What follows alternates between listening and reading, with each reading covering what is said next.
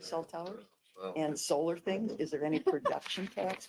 I mean, If the solar, lots, they're if making, the you solar's know, over 1 megawatt, yes. right. But the state made an exception for the community solar gardens. when Yeah, they but they're limited- changing the rules all the time When too. they So we limited to can, what, yeah. so right. we should change the rules and put a Unfortunately, Winona they County. didn't change the rules in our favor, did No, they? If we put it on and they pay it, we'll collect it. And is there can we do a license fee, a Winona County license fee for cell towers? I don't know.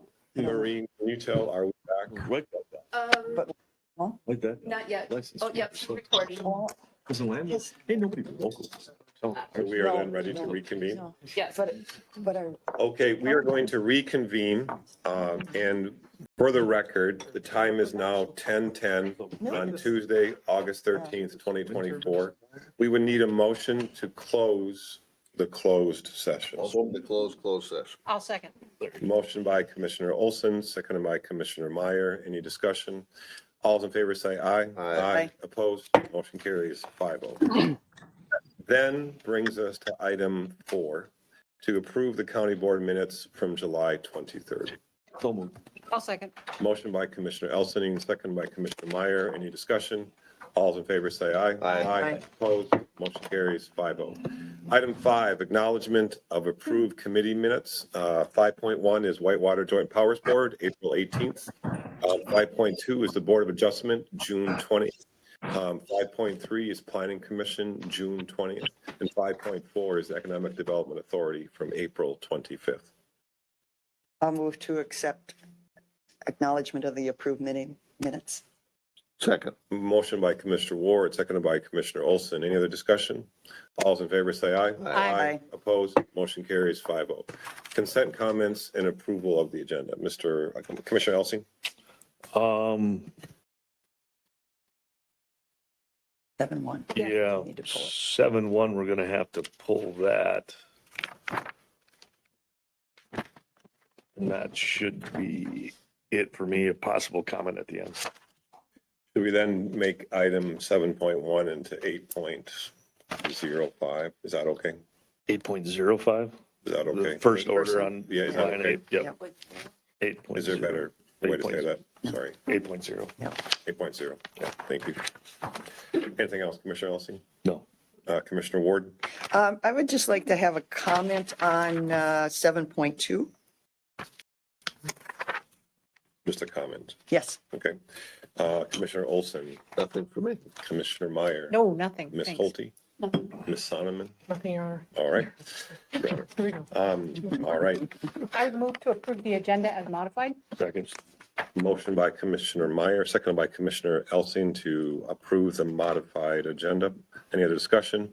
All in favor, say aye. Aye. Opposed? Motion carries 5-0. We would then need a motion to approve with one comment the consent items. Needs to be read. I'm sorry. Did we ask the Commissioner- administrator to read the consent Yeah. items? Thank Read you it first. to read the consent items into the record. Yes. Okay. 7.1 was pulled. 7.2, approve resolution to reappoint John Conway as county assessor. You had a comment? And just my comment for the public, John Conway is relatively new at his position, and we're reappointing him. And I greatly appreciate it. I've had good comments from members of the public, how John and his office are willing to work with people. Property tax assessment is, you don't want to see that guy driving down your driveway.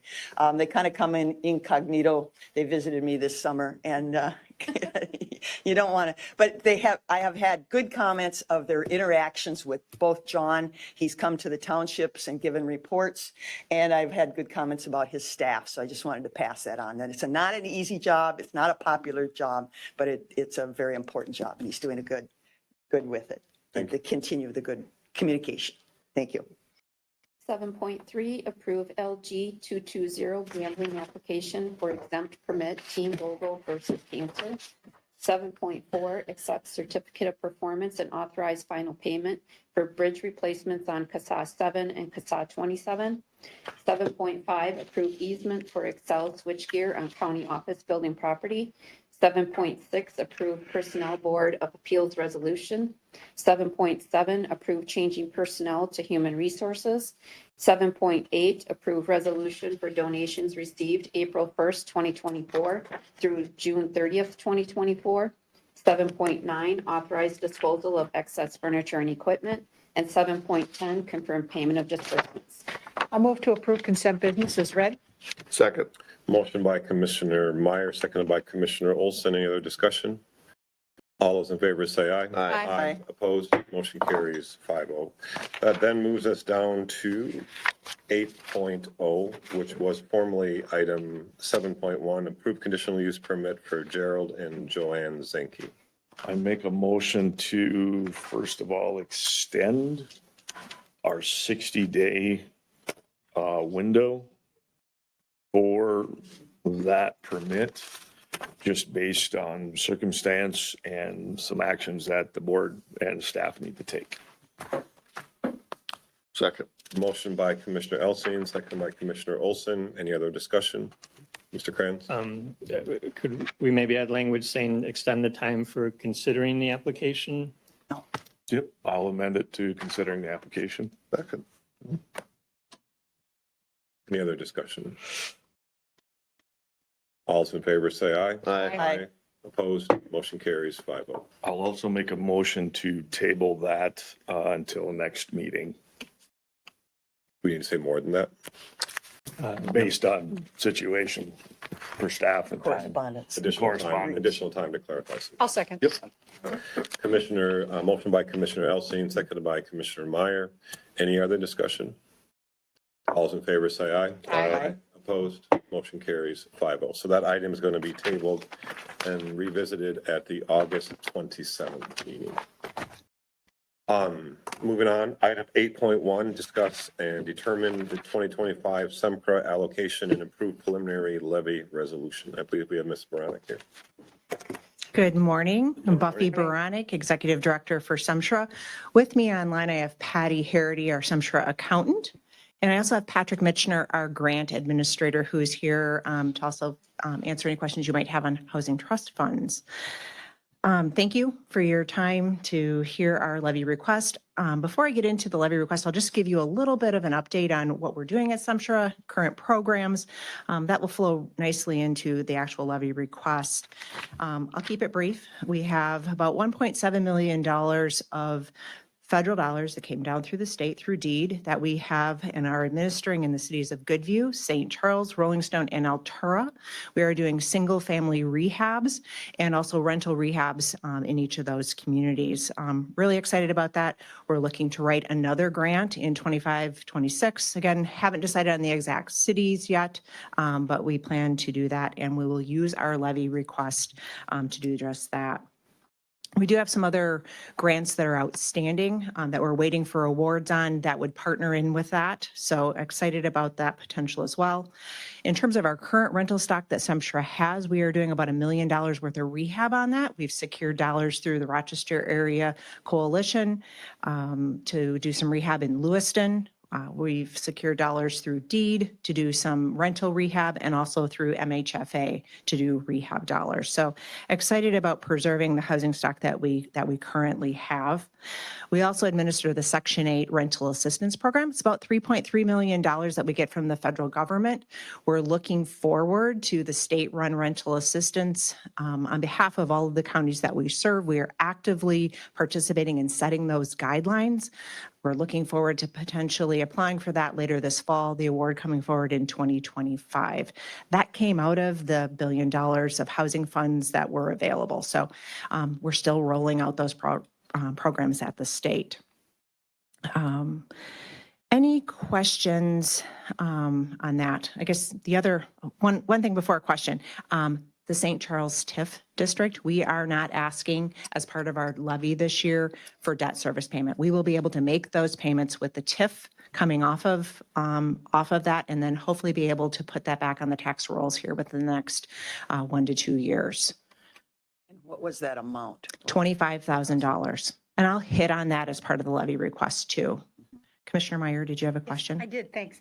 So some of the grants that you've identified are Did we use any of the matching funds from the levy that we did for 2024? Or has that money not come in yet?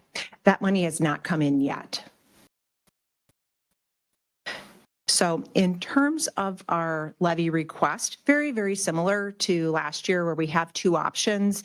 Option A being our, I'll just call it our base levy. It hits on those same components I just talked about, the community development aspect, the housing development aspect, and housing trust funds. So this is where item 8.1 and 8.2 will blend a little bit here. And I'll try to add some clarification. So under option A, we have our general fund overhead. What that is 58% of our general fund overhead is paid for by levy. That is split between the 4 counties. That split is based on population. The general fund overhead increased by 3.2% overall. What we do, as the executive director, what I try to work with Patty and have as much of that overhead pushed back to programs that they possibly can so that they can be self-sustaining. One question that Commissioner Olsing asked last year, what is your operating reserve? What is your, for some of our programs, we don't have an operating reserve. We operate them at a break even. Some programs we do have an operating reserve. Those operating reserves are anywhere from a 3 to 6 month operating reserve. The ones that are at the 6 month are usually bond tied, and we're required to have that 6 month or debt tied. In terms of our general fund overhead, we have about a 6 month on average.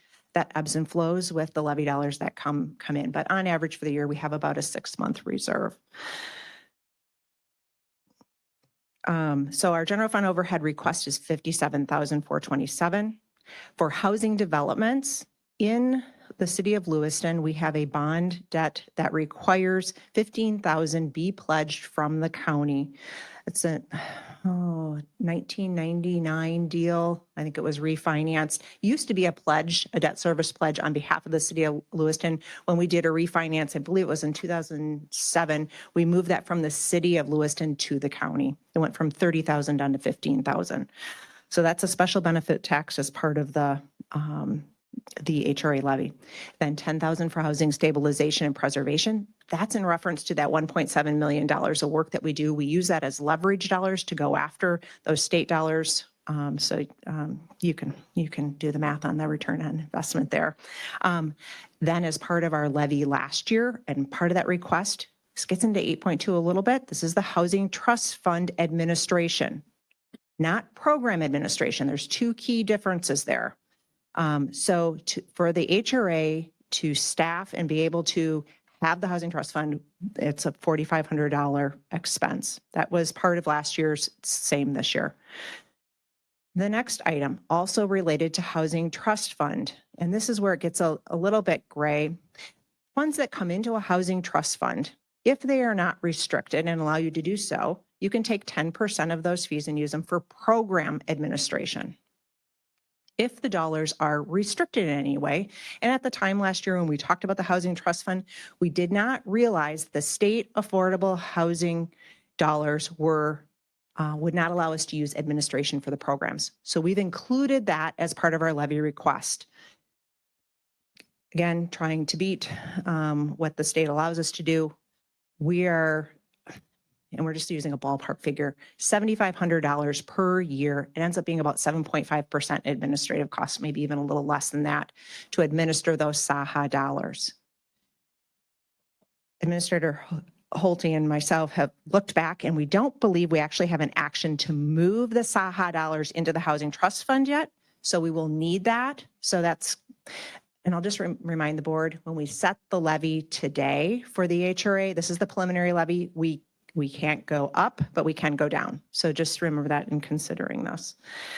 So that $15,000, I would anticipate if the board does decide to put the SAHA dollars from the county in here, next year that request would be for $7,500 because it would only be for 1 year. We have 2023 and 2024 SAHA dollars sitting at the county right now. So that's why it's 15,000. How many dollars is that? So 260, Yeah, 200 something. 264? Like that. I Yes, think it was that sounds right. 132. And that's a one-time, 132 for 2 years and then less, right? some, but less the next and maybe the next after that. It's Correct. unknown after. Unknown, correct, Unknown. Okay, correct. okay. So the base levy request is $101,927.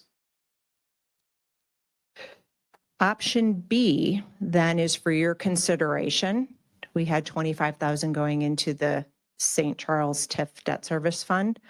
We could put that into the Housing Trust Fund. Again, that's there for your consideration. And last year you provided 50,000 to go into the Housing Trust Fund. It's actually 45,500. I just stayed with a flat 50,000. 50,000 to go into the Housing Trust Fund. So the total of option A and B is 176,927. Questions? I have some questions, but they're not really for you, and they're really more about the Saha money and Okay.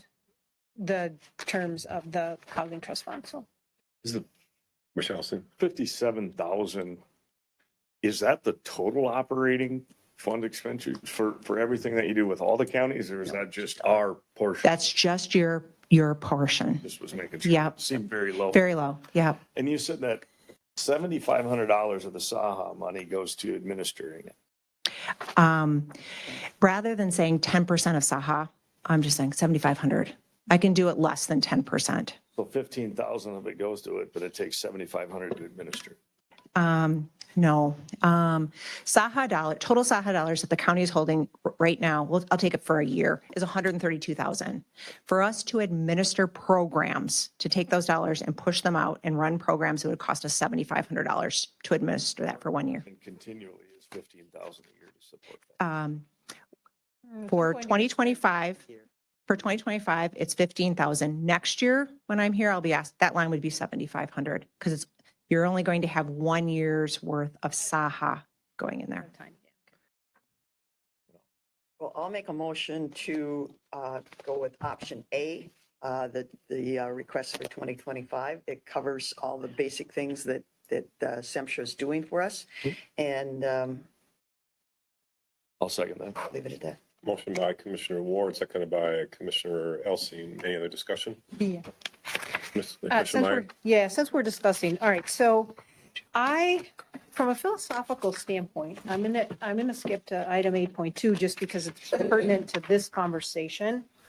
So we allocated money last year out of the levy, which is not on City of the Winona residents and can only be used outside the City of Winona, 50,000? Correct. And that is initially what will be going into that trust fund. And I understand that that levy money cannot be spent inside the city limits, right? So I'm looking at page 99 of our packet. And under the purpose, authority, and jurisdiction of the Housing Trust Fund, under jurisdiction, this ordinance shall apply to all areas in Winona County except for the City of Winona, because none of that money can be spent in the city. I'm not sure that I am wanting to commit all of the Saha money, which is that 132,000 that we're getting twice, to only be spent outside the City of Winona. I would be interested in particular, we have this obligation for human services. And that is a whole variety of issues. But if Hiawatha Valley Mental Health were able to offer more supportive services sites, and some of that 132,000 could help them, and that housing would be in the City of Winona, I would not want to preclude that. So I'm curious to know, I guess we could choose to do the 132 for the 1 year completely into this housing, or we could change this in order to somehow designate that Saha funds could be distributed differently, but it would need to be, in agreement with SEMCRA.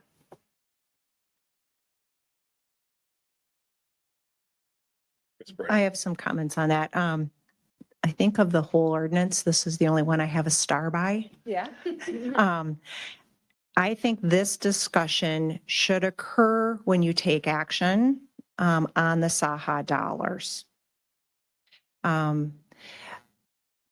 SEMTRA is the HRA for Winona County, excluding the city of Winona. And I would ask that the board make the decision on what you want done with your Saha dollars and how you want those administered. SEMTRA is able to administer those dollars in our jurisdiction. If we put money that you want to use within the city into here, my hands are tied. Yep, that's right. That's my understanding, and I defer that to Attorney Sonneman. Commissioner Meyer, were you finished? I mean, I would just say that if the administration of the SAHA program dollars is in option A, then the decision that we make about where that fund goes is relevant to position A or B. And in addition to that, if we were to give or allocate an amount of that funding to SEMCRA, it could potentially be applied towards some of the items under option B, in which case it makes more work on affordable housing possible by SEMPRA, and that I do support. That's it. Okay, Commissioner Ward. Yeah, so the city received separate Saha They dollars, did, correct? and they got how more, much? 180. Okay, so until the city of Winona wants to contribute to the overall Ms. Bronick's salary, all her staff's time and expertise and everything, no. But- I mean, seriously, I understand where you're going, but they have elected by their own actions to not support the local, the SEMSHA My housing. point is, regardless of your beef with the city of Winona, is that it is the county's responsibility to do human services. And keeping some of those funds inside the city of Winona has the potential to relieve some of the burden that we have in delivering those services. I'm sorry, $132,000 isn't going to do anything. Hey, It's It's half a levy point, it, and that would be significant to you. as far as affordable housing, it's peanuts, unfortunately. It is unfortunate. And as Commissioner Olson has brought up again, other times, this housing study, it seems to be somewhat in conflict. So what really is affordable housing and the definition of affordable housing? Right. now, And is so there's it a- attainable? right. So there's affordable housing, and then there's housing with supportive services, and that's what Hiawatha Valley Mental Health does. And that's something different. That's with a person who has a disability or who has a mental illness and who could live independently, but they would need supportive services. And that is the thing that the county ends up being partially responsible for in human services. So I see And the this as, city. I see this as, yeah, but it is our responsibility statutorily, and you know that. So I don't think that this is an issue of rivalry between the county, the greater parts of the county and the city of Winona. This is our mission as the county to administer human services. So from a philosophical standpoint, I would like to potentially be able to use some of those funds to help folks that are the same folks that we help with human services. I don't disagree, but you don't realize the burden that's been put on just Ms. Bronick and her staff of administering Section 8 for the city of Winona. You talk about human services, absolutely. There's a huge chunk that are living in the city of Winona, and that's a good thing. We're helping them out. But the amount of time, and I don't think Buffy has a social work degree. I may do be not. wrong. I wish I I mean, did. she has been asked, so I mean, While as you far as make what this point, SEMSHA is Commissioner Ward. doing this work, to throw in more into the option B isn't, in my opinion, addressing your concerns. Just that while you make that point, last year, Ms. Branick told us that the federal fees that she receives makes her whole. So she is not short because of taking over that service for the city of Winona. but there is, some of the stuff can't be covered by Just dollars. to clarify, this relates to the motion of the table Yes. because it's just an addition to the, are you asking? I'm saying that the 15,000 for the administration of the SAHA program dollars is relevant to the discussion of the SAHA dollars. So I'm sorry, to clarify, you would like to see what done? Option A includes that. Commissioner Meyer, you're saying that you would like to see what done? I'm just trying to clarify for the whole board. In theory, I'm thinking that I potentially would favor option B instead of A, but B would potentially be met by the SAHA dollars. And I'm kind of interested in knowing what other members of the board think. Commissioner Elsie. This is great and noble, but are we setting, I mean, what's the increase here? 75%? To go from 100 to 175,000? Is that correct? As good as that sounds. Yep, I think But it if is. everybody comes up to us and wants a 75% increase, that, who are we going to say no to? What noble cause, what 15 other noble causes are we going to say no? When we start looking at these types of increases. So that's the part, unless there's some other way I'm not interpreting where 75,000 is going to magically fall out of the sky other than out of the taxpayer's dollar or pocket. And considering this affects the rural districts and who's paying for it, it's nice to want one thing, but to look at us to pay for it all is another thing. So, you know, we're the ones that are affected in the rural districts as to how the financial aspect comes out. So I just would have a hard time approving a 75% increase to anybody.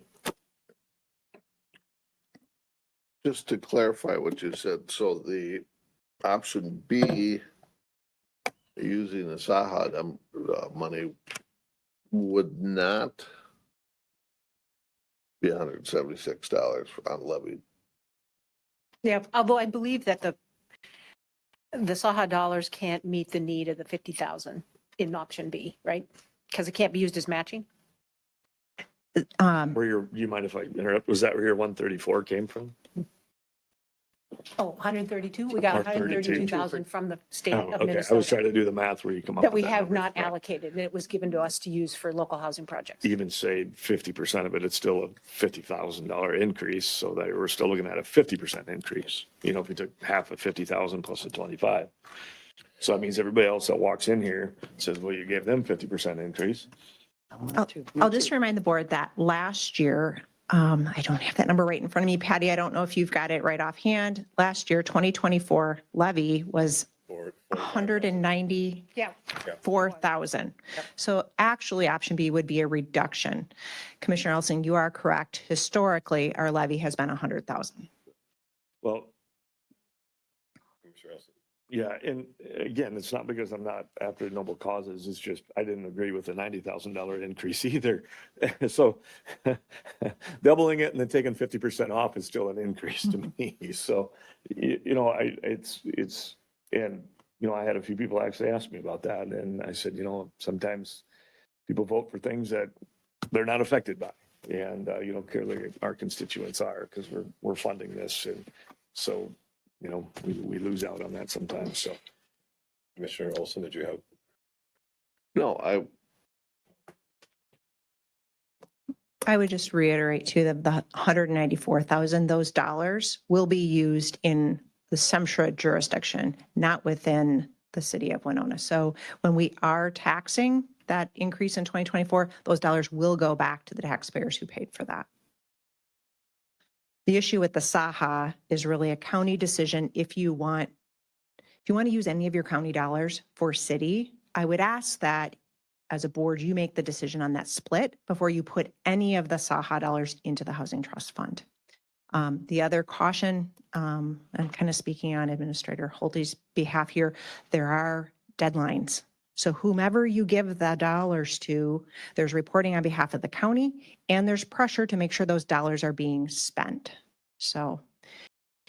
Is everybody else spoken? So, speaking for myself only, I'm open to the possibility of option B, but convince me. So last year we increased it a lot. What has happened since last September and December 12th, et cetera? We are in the process, and item 8.2, we will act on that work to set up the Housing Trust Fund. Our plan is to offer, and we have a process in place to release an RFP to actually use those dollars. Since we don't have the Housing Trust Fund set up yet, we can't do anything with the dollars. So we've technically received half of the 45,500. Sumtra's holding that in a reserve account that we will transfer into the Housing Trust Fund. Our plan is to release an RFP to actually utilize those dollars. We did something very similar in Goodhue County at the beginning of this year. So we're in the process. It just takes time to get the train So nothing moving. has happened yet. And we have not spent the dollars. We can't because we don't officially have a housing trust fund. So The money is there. it just The hasn't money been is there. used. And Correct. now we'll start doing, because I believe that housing is a serious issue and the Absolutely. government, and it is additional taxpayer dollars, and it is somewhat separate or very, I think, different than the other agencies, because this is an example of penny wise and pound foolish. It's going to take some money, but it takes some money, local money, to go after the bigger money. Is that? absolutely, Is that that away from last year? $1.7 million of the money that's going into our small cities is because you've made the decision, to put $10,000 on the table for us to leverage that money back in. That was to our our region. question. So we couldn't get that if we didn't have those additional No. funds. Okay. Because it is a substantial increase, but is it fair to say that this allows us to go after the bigger fish? Yes. Okay. Yes, it gives us that leverage. It gives us that possibility. It takes players around the table to come forward. It takes the developers around the table to come forward. Again, it's not Sumtra is not going to solve your housing crisis. We are a player. The Housing Trust Fund is a piece to help us affect change on that housing continuum. If you could, I know this is difficult, there's a lot of factors. 6 months, 12 months from now, will there be concrete benefits to residents in Winona County?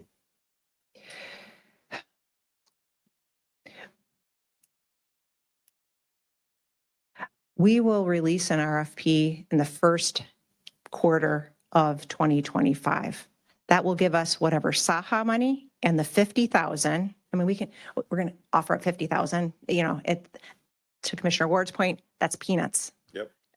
We need to have dollars there to actually leverage dollars and to get something done. So to the point that we could actually get the $264,000 in there, if we had $100,000 from the county in the fall, Patrick's going to be asking for, the sooner we get moving on getting this housing trust fund set up and created, Patrick can then request match dollars on the 50,000 from last year, potentially 50,000 here. We can ask for match money through the state on that, and then we'll have a bigger pot of money to make a larger impact on that housing continuum. There's more money to leverage. Will there be a concrete benefit a year from now? Yes, I sure would hope so. Commissioner Ward? Wishful thinking. What is the mood of the private building industry to quote, build affordable housing? I have a really great example. In the city of Kenyon, Sumtra had 11 lots. Through the Housing Trust Fund in Goodhue County, through our RFP process, we had a private developer come forward, and they're actually using the SAHA dollars to build homes and not pass on that interest charge, because it's 0% construction loan. We're going to pass that on to the builder so that they can pass on that savings. There's an incentive there for private developers to build. And Kenyon is how close to the city of Rochester? Oh, roughly, I'm going to say Closer than Winona. 30. Well, I don't know if it's 5 yeah, miles, Maybe something like that. it may be similar to St. Charles to Yeah. Rochester or something and stuff. But traditionally, the mood of the private industry has been very hesitant to try and build any of these quote affordable housing. I mean, and nobody has a good definition of affordable housing. Is it Keep raising taxes, it doesn't make it affordable. that's true, the taxes alone and stuff. So All right, any other discussion? well, the motion on the table is Right. option A, so. Let us go and let us recover from last year. We gave a lot of money out. I need more clarification. You mentioned the SAHA money, so Would the option B be an actual levy Yes. expenditure? Yes, The Saha does not. correct. That's like your local government aid, similar to that, but And I specifically for I think housing. the answer we had last year, so there's 25,000 State. in the housing trust fund over the thing with St. Charles, but the 50,000 as local leverage, Saha cannot be used as leverage for state grants. Saha cannot be used as leverage for the housing trust fund match. Yep, there you go. However, I do believe if we were writing, Patrick, keep me honest here, if we write a grant for Minnesota housing and we're leveraging our Saha dollars in there, we can use it as leverage in that way. Is there a potential for an option 8.1? Where we can take the 25,000 and not, Yeah. okay, I just need to know that before I vote on it. I will take whatever money you're willing to give She will me take to what put she into the can get. housing trust fund to address the housing issues. Take the 25 out of No. option B, Take the 50 out. Take the 50 out. take the Go 50 out. 25. I'm just So it's, so I know what I'm voting. I think what you're saying Yes. is So that would the increase. 101,927 plus 25. Right. But I'm sorry. So right now, these Saha dollars, and that's, remind me what the acronym stands for, state? State Affordable Housing Aid. Okay, state affordable housing aid. Okay, there we got that old word affordable. So right now, Winona County gets this 132,000. Where is it right now today? Is it in our coffers, your coffers? Okay, it's in Winona County checkbook. All right. We did not totally determine, now there was a little discussion last time, what we thought we had a motion, but it's just sitting. We haven't dedicated to anything. Nope. Okay, and that's 2 years we're getting that, and then it's unknown if it'll ever come. We have just the exist. one, right? We But have I think at the we have end the of this year, at the end of 2024, I think we get the second. Okay, so with your concept of 8.2, the housing trust fund, we could elect to take that whole 132,000 less. You want 15 to administer, so 115,000 into the housing trust fund. We wouldn't need to levy any more local property tax dollars from our rural citizens to establish this. We could put it all in there for this time. For rural Winona County, not the city of Winona, rural Winona County, the service area. So I mean, again, option B would cover the things Buffy and her staff do on a day-to-day basis. If we establish the housing trust fund and put all the Saha dollars, which are not directly our taxpayer dollars, they're the state of Minnesota dollars, which are our dollars too. Different pocket. But a different pot, different pocket. We could put all that into the housing trust fund, and I think everybody would benefit. Just a kind of a question. Ms. Mark. So what you're saying is under option A, bullets 1, 2, 3, and 4, could those be covered by the 132,000? Is that what you are saying? No. That's local property taxes. Okay. We continue to levy. Yeah, so We stay clarify at what my you're saying now. 100,000. Yeah. Okay, so we go with option A, which is the 101,000. That's out of my local property tax payers. That covers Buffy's basic general operations, Our portion. our portion of it for SEMSHA. And then when we go to 8.2, we can take as how much of that Saha dollars we want to go into the housing trust fund. I mean, I think Although this everybody, is just to make the trust fund, I think our decision with the Saha dollars is to be made in the future. right. So I mean, again, I think that would keep everybody on an even playing field, I think. Commissioner Elsie. So you're saying option A, we just pass it, we have a motion on the table. Right. And you're saying we establish this trust fund and then we use the 132 for any of these things in option B as so needed? Is that what I'm Kind of. understanding? Whatever we can use. So we don't have an additional levy. Buffy can keep doing what she needs to do and we don't have an additional levy. Right, but she has just told us she can't use the money for the 50,000 in B. Well, Right. we got to find a compromise in Yeah, there somewhere. Should we yeah, vote on the first motion? yes, Yeah, please. I kind of like that idea. I'm going to vote against the motion. I've spent a lot of time the last couple of months driving around every part of the county, all the way from Dakota, Dresbach to Rolling Stone, to Utica Township, and housing is one of the most important issues on our neighbors' minds. I think that it'd be penny wise and pound foolish this is a big problem. It requires us to be bold and to go after those funds that lead to concrete benefits to our rural residents, et cetera. So I'm going to vote against. I appreciate the need to be very careful with our current taxpayer dollars, but I'm going to vote against it because I would prefer option B, but we'll see where the first motion goes. So all in favor of the motion to go with, the motion was just simply option A, right? Option A Period. as a preliminary. That's all we can do with this. We'd have to Right. come back and do the other stuff to get that associated and use those. And and we can only go down, we can't go up. Right. All in favor of option A, say aye. Aye. Opposed? Aye. Nay. Nay. Nay, sorry. Motion fails 3-2. We would then need another motion.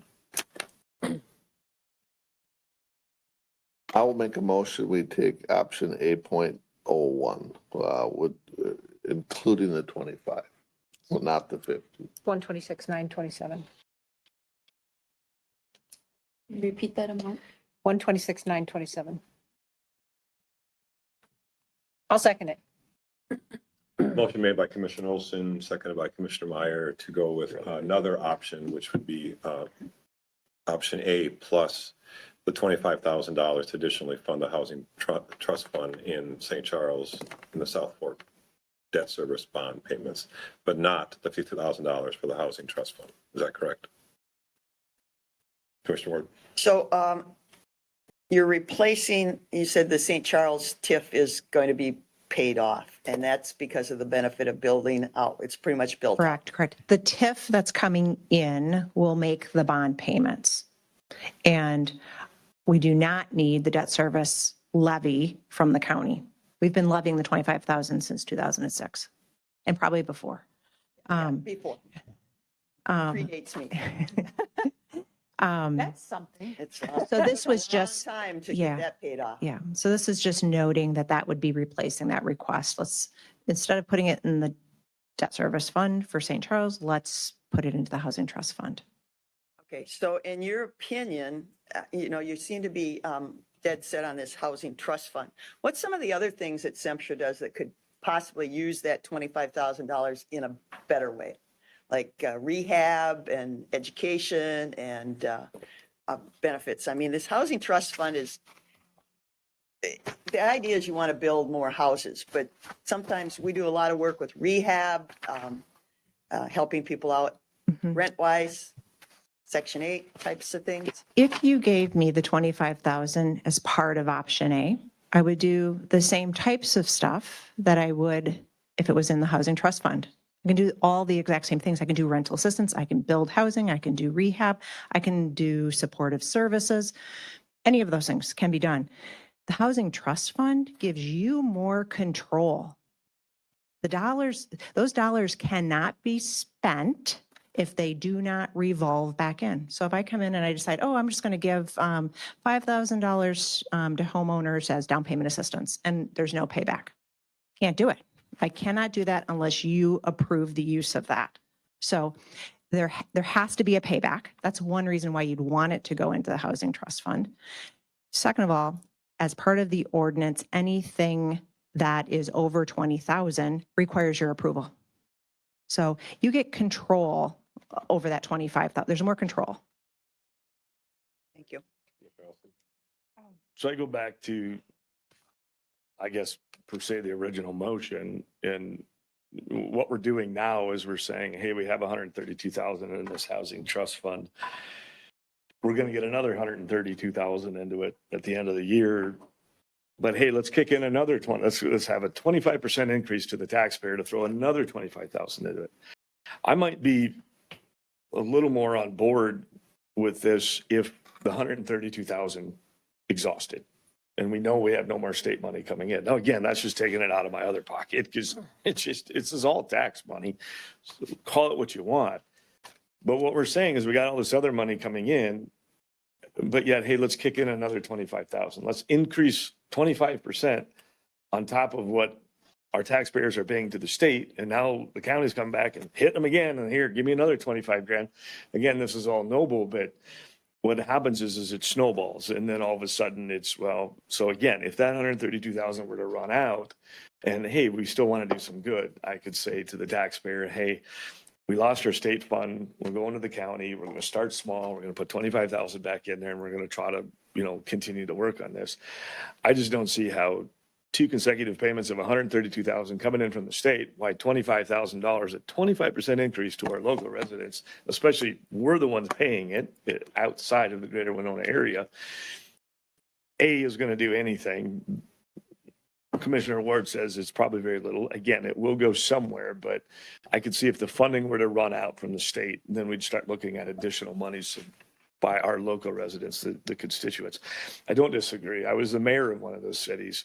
Funding for housing is always there, but what we're doing is is always an issue. But what we're doing is we're turning to the very people and saying, well, we're going to take from you to go over here to go do this. And that becomes very difficult. I know that cities on an administrative basis, I was there once, how do we make this happen? But I guarantee if I passed the hat around to everybody in my former city and said, here, put some money in here to make this happen, I don't think we'd see too many dollar bills go in there. Which tells me that the answer isn't necessarily to go tax them to make it happen, but to get creative as a government to figure out how to do it. And the first thing we always do is just go, all right, everybody pass the hat around. Well, oh, you don't want to? Sorry, we're just going to take it from you anyway. So I just don't see the need to make a motion to put another $25,000 into a fund that's already being funded by the state. If that goes away, then we can have a discussion about the additional money. It's all for noble, I get it, but we can't keep taxing our way into prosperity. Shamar? I kind of wanted to address some of the things that you were asking about the Housing Trust Fund. So page 102 and 103 of our packet talk about what the funds in the Housing Trust Fund can be used for. And it is not just building new housing, right? So that's in there. Maybe you haven't read that part of the packet, but it talks about all the good work that can be done. So I wanted to just ask another question of Ms. Baranik. All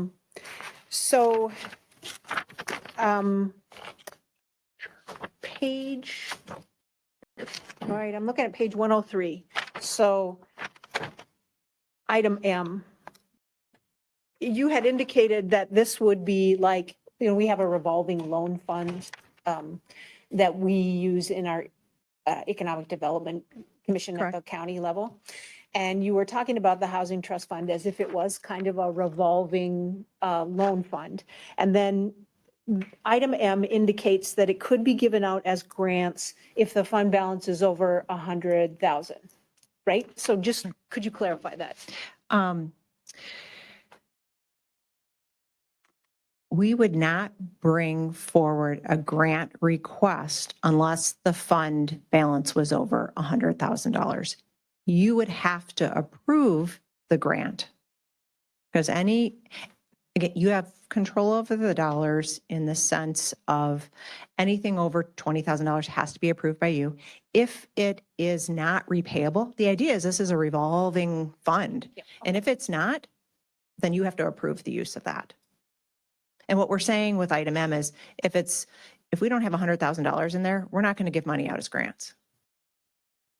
And this is kind of maybe too much in the rabbit hole from a legal perspective, but if 10 years from now, there's still 100,000 in there, and it originally came from the SAHA money, and now there's grants available, grants that we can apply for, is it still going to be SAHA money?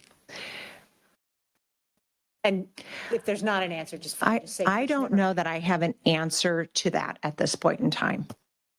And it could, there could be intervening circumstances if this saw how many, and I always, need to remind myself what the acronym means. But if there's some federal tie into that, the feds may change the rules. So we don't know. know. Okay. Yeah. that's Historically, good what to we know. see is if money washes, so what Patty would do is as the dollars are repaid, the cash balance is sitting in a SAHA account. That's what we would do until we actually saw legislation that said, once it revolves back through, it can go into your general housing trust fund. But right now, it would all be kept separate. Thanks. Any other discussion? So my question to Commissioner Olson is, so it sounds like you're not supportive of option B? The 176? No. I'd prefer something bolder, but I don't. Something bigger, so we can go after more funds to better help the rural residents. I know that in our working session, we're gonna have some shock, so. Okay, I'm trying to, Big picture. Yeah. Yeah, it's, but again, you spend money to get more money for the I rural residents. understand. But we can't. you're asking to spend rural residents' money. To not- benefit rural residents. Well, Yeah. yeah, but I don't see the outcry from my rural residents that they want more houses. And again, maybe you visited different people. My neighborhood's doing privately, there are houses being built. Even I have heard requests from an individual who lived in St. Charles, who was really struggling because her landlord decided to remodel and use the building for a different purpose. And she, I think, was using a Section 8 voucher and really struggled to find something. So So my point and to your question was I'm trying to split the difference. Any other discussion, Commissioner Olson? We're never going to solve it. That's the problem. So we just keep throwing money at it, throwing money. It will never be solved. And that is the reality of it. No matter how much we don't have the financial wherewithal to solve all the housing problems in Winona County because we can't tax our way into prosperity. It's got to come from somebody. You put a more property tax. I'm a landlord. I get it, but guess what? When you raise our taxes, guess what we do to rent? It's got to go up. It doesn't fix anything. It's just, you're just kicking the ball down the court. So at the end of the day, again, if we've got state money coming in, which guess what? That's getting paid through other means. It's not just property taxes. So we have this money from the state coming in. Again, if that money is exhausted, great. Then let's start looking to our local residents. But we cannot tax our way into prosperity. It doesn't work. This just raises the tax on the property owner. Other discussion? The motion on the table was to go with option A plus an additional $25,000. Is that correct? All those in favor say aye. Aye. Opposed? Okay, Motion carries. So that moves us on to item 8.2, discuss draft local housing trust fund ordinance and set public hearing date. So I was planning to give a little bit of a background on local housing trust funds. I don't think I need to do that for the board. I'm happy to do that for the public. So local housing trust funds are established by elected government bodies, either at the state, county, or regional level. They dictate public revenues to a distinct fund that addresses housing. That's what a housing trust fund is. What can you do? Commissioner Meyer pointed out in the ordinance what we have listed in there. You can make grants, you can do loans, you can do loan agreements for developers. I highlighted a little bit of what we're doing there in Kenyon. You can do rehab, you can finance housing. You can use the dollars to match, to leverage, to bring in more money to your region. You can also do down payment assistance. Some things that we have done in Goodhue County in terms of down payment assistance and also rental assistance is we're partnering with other housing agencies. It's like partnering with a Hiawatha Valley Mental Health. And then the experts in those areas are running the programs and the dollars are coming through the Housing Trust Fund. You can pay for administrative expenses out of money that flows in there if there are not restrictions. And that was just our discussion on the SAHA dollars. In order to establish a local housing trust fund that was set out by the Minnesota legislature through statute 462C.16. Basically, you identify those funding sources with any money that's available to the local government unless the local government can't. So Maureen could not give me money out of her capital fund, probably. You have to identify an administrator through the ordinance. That would be SUMSHRA.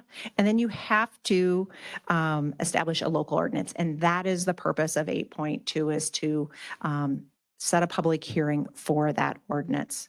We've worked diligently these past 8 months here to work towards this ordinance that's in front of you. The time between now and that public hearing, Patrick and myself, I'm sure Commissioner Holty and her staff are happy to answer any questions that the public might have or to address those here today. The purpose and intent is listed within that ordinance. It sets up the trust fund accounts, the oversight, the advisory of what SUMSHRA would do as your administrator. It talks about the affordability that has to be met within there and the powers of the administrator. So our next step is to set that public hearing for the ordinance.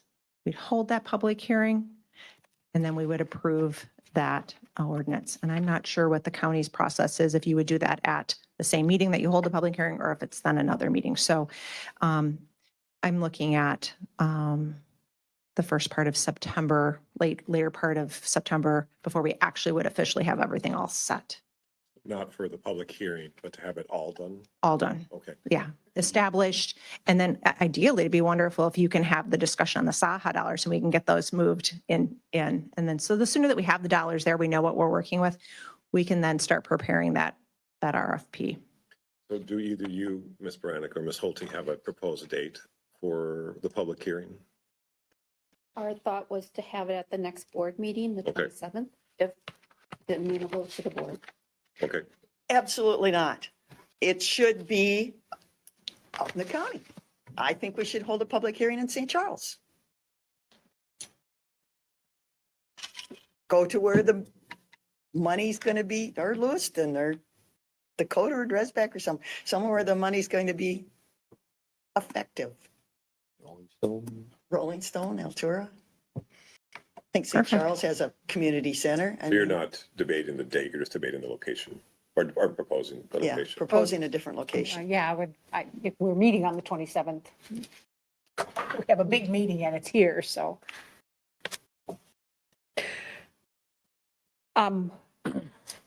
So is that the end of your introduction? That's the end of my introduction. And I would just, the purpose of 8.2 is to set that public hearing. It's not really meant to, we can discuss the ordinance if you want to, but it's the purpose of 8.2 is to set the public hearing. And the draft ordinance for the audience starts on page 99. Is that the official beginning? I believe so. But you do want us to approve the draft ordinance. The That draft. is to not to bring a different draft ordinance to the public hearing. You want us to approve using this draft ordinance, right?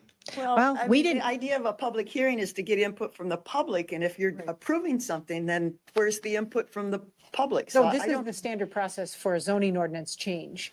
I don't think the we planning accept commission- anything first. We have the public hearing, get their input, and then look at what's being proposed. That's how we handled it in Waukesha and Goodhue County. We brought the ordinance forward. We held the public hearing.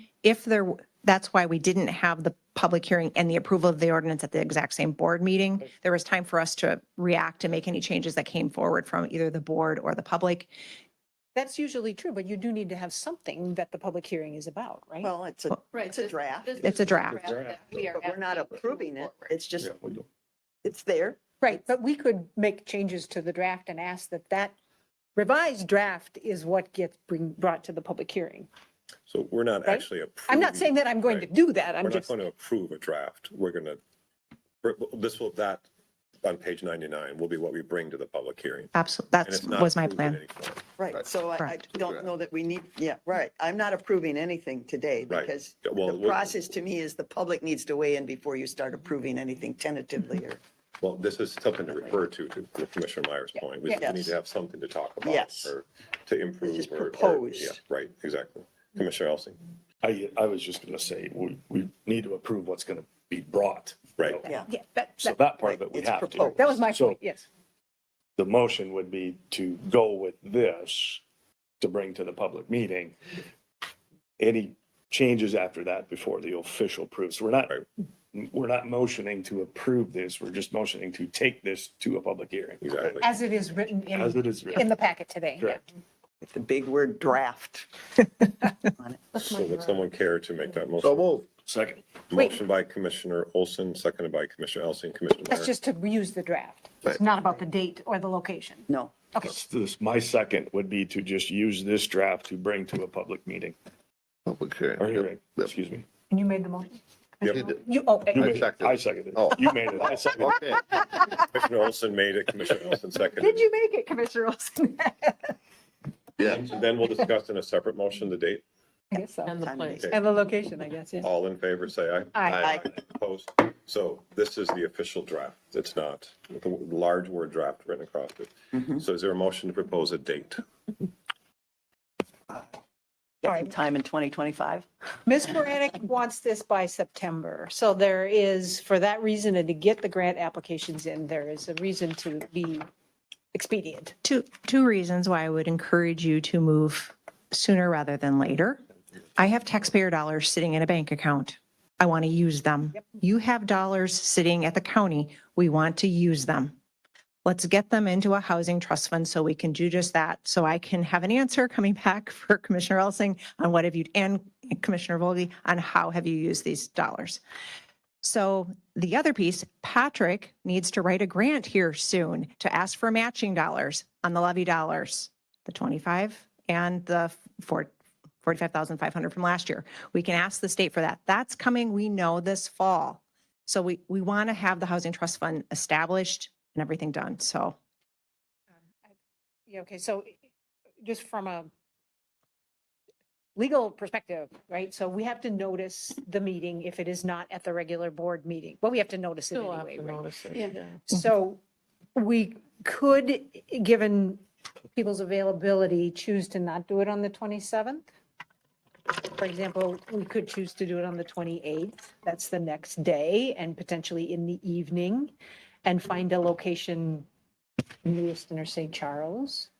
I mean, I would be open to that. Do we need to have capability for people to join us remotely? No. Because When possible. Policy is when possible.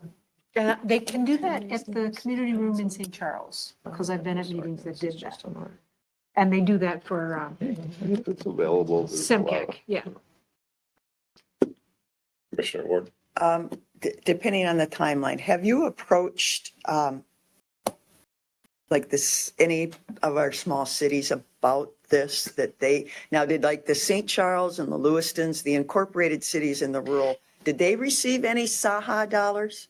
Or was it tied to a it population? was tied to a population, So they probably did not. correct? Okay, but have we had any communications with their city councils of their interest in being taxed to support this? I have not had that conversation. Part of that is because to administer a housing trust fund is a lot more work than what I thought it was going to be. I can't do housing trust funds for every city. The cities would love for me to be able to do it. Can't do it. So I would love to ask the cities to contribute to the housing trust funds once we have a county housing trust fund set up. Well, they would be almost taxed twice because they pay county tax and city tax. But I guess I'm just wondering, their interest in this. You know, I know the city of Lewiston says they have no lots. You know, I've heard that for years. There are no buildable lots. So where are you going to build in Lewiston? St. Charles is getting filled up. I'm just wondering, There's plenty but there. that's okay. I understand. I just wondered if you Yeah, no, I have not. approached any cities. small Commissioner cities. Elsing? The biggest thing that I've seen, and again, being a former mayor of a small city, is that, when Commissioner Bagley talked about one of the big issues is housing. It's always been housing. It will always be housing, as long as there's some demand for it. And being on that board, of course, Mr. Ward just brought up double tax. So we are always going to look to the authority above us and above us and above us to come up with money. So it is not, that concept is never going to go away, because the idea that we had is I had 188 households, how to keep as much of that off from them as I possibly could and spread it across more people. So that's the mindset when you're in that position. And then here we sit at the county board. What do? We look up the ladder. Okay, now we go to the state, and I'm sure the state looks at the federal department. That battle's never going to go away, and we're never going to solve this completely as government, because again, you can't tax your way into prosperity. So the biggest thing that I have is finding alternative means, looking outside of the box, teaming with EDAs, doing things like that, that can really help this out. Commissioner Ward brought up a big problem that Lewiston has, is finding buildable land.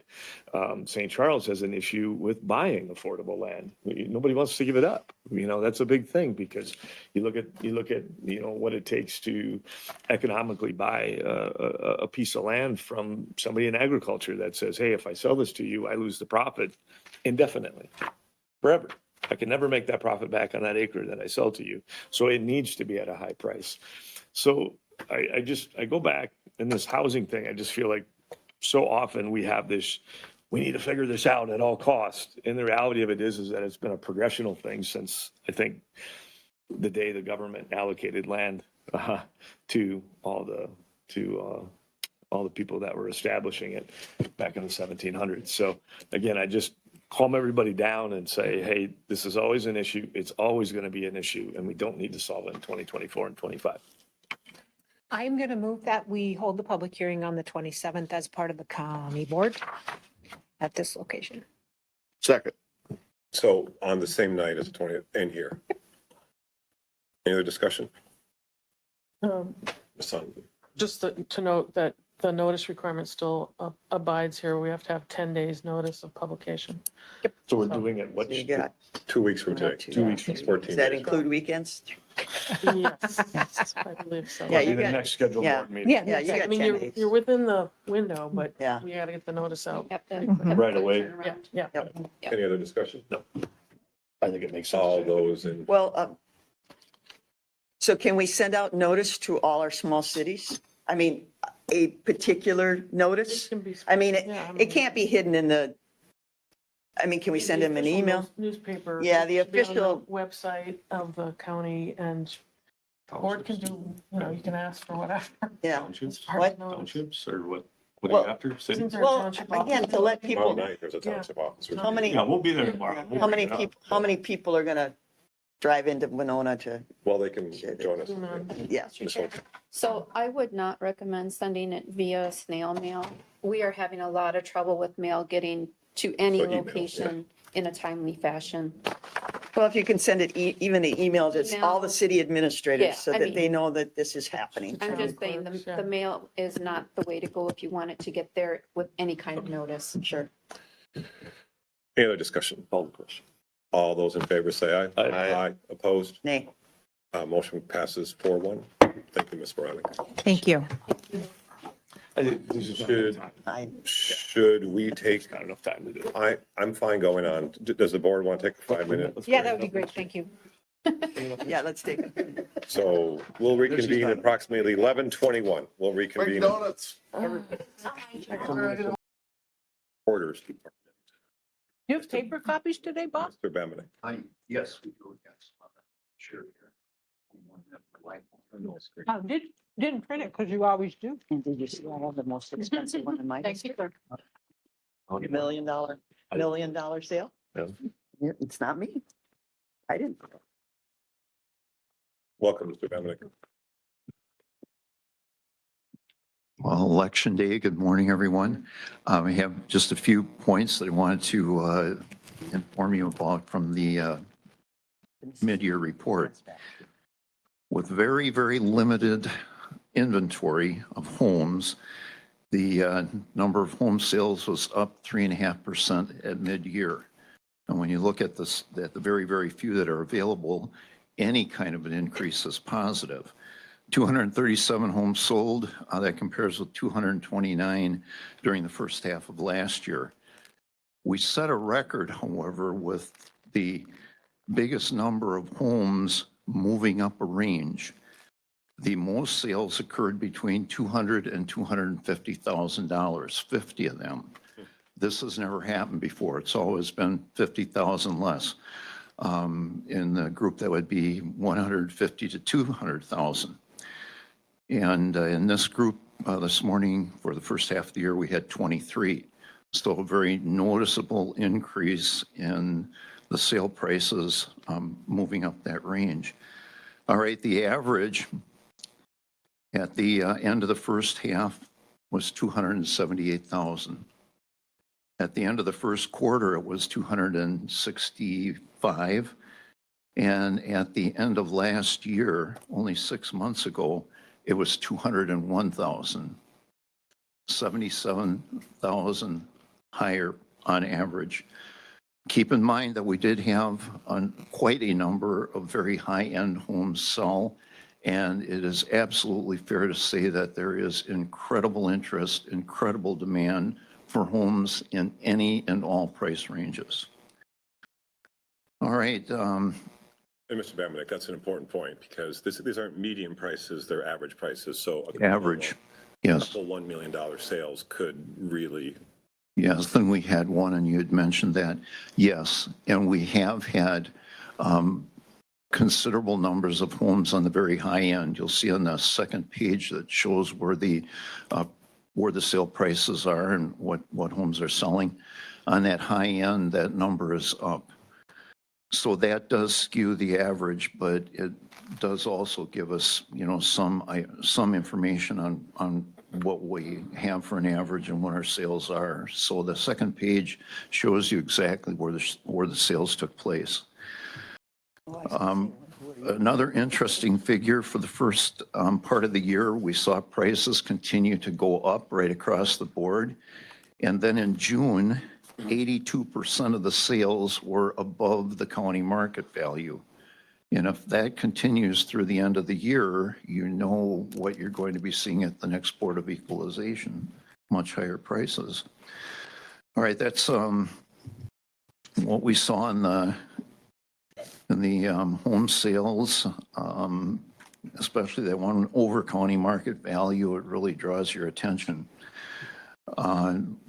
We'll just add to that, again, there's interest in all areas of homes. We also, I can say, we don't deal directly with this, but I think we have near record numbers of homes being rehabbed, some that were marginal for living in order to meet the sales standards and the inspections. There's been a considerable number of homes that have been renovated and some improvement work being done. All right, just a couple of things quickly. Land sales, we had 24 land sales during the first half of 24.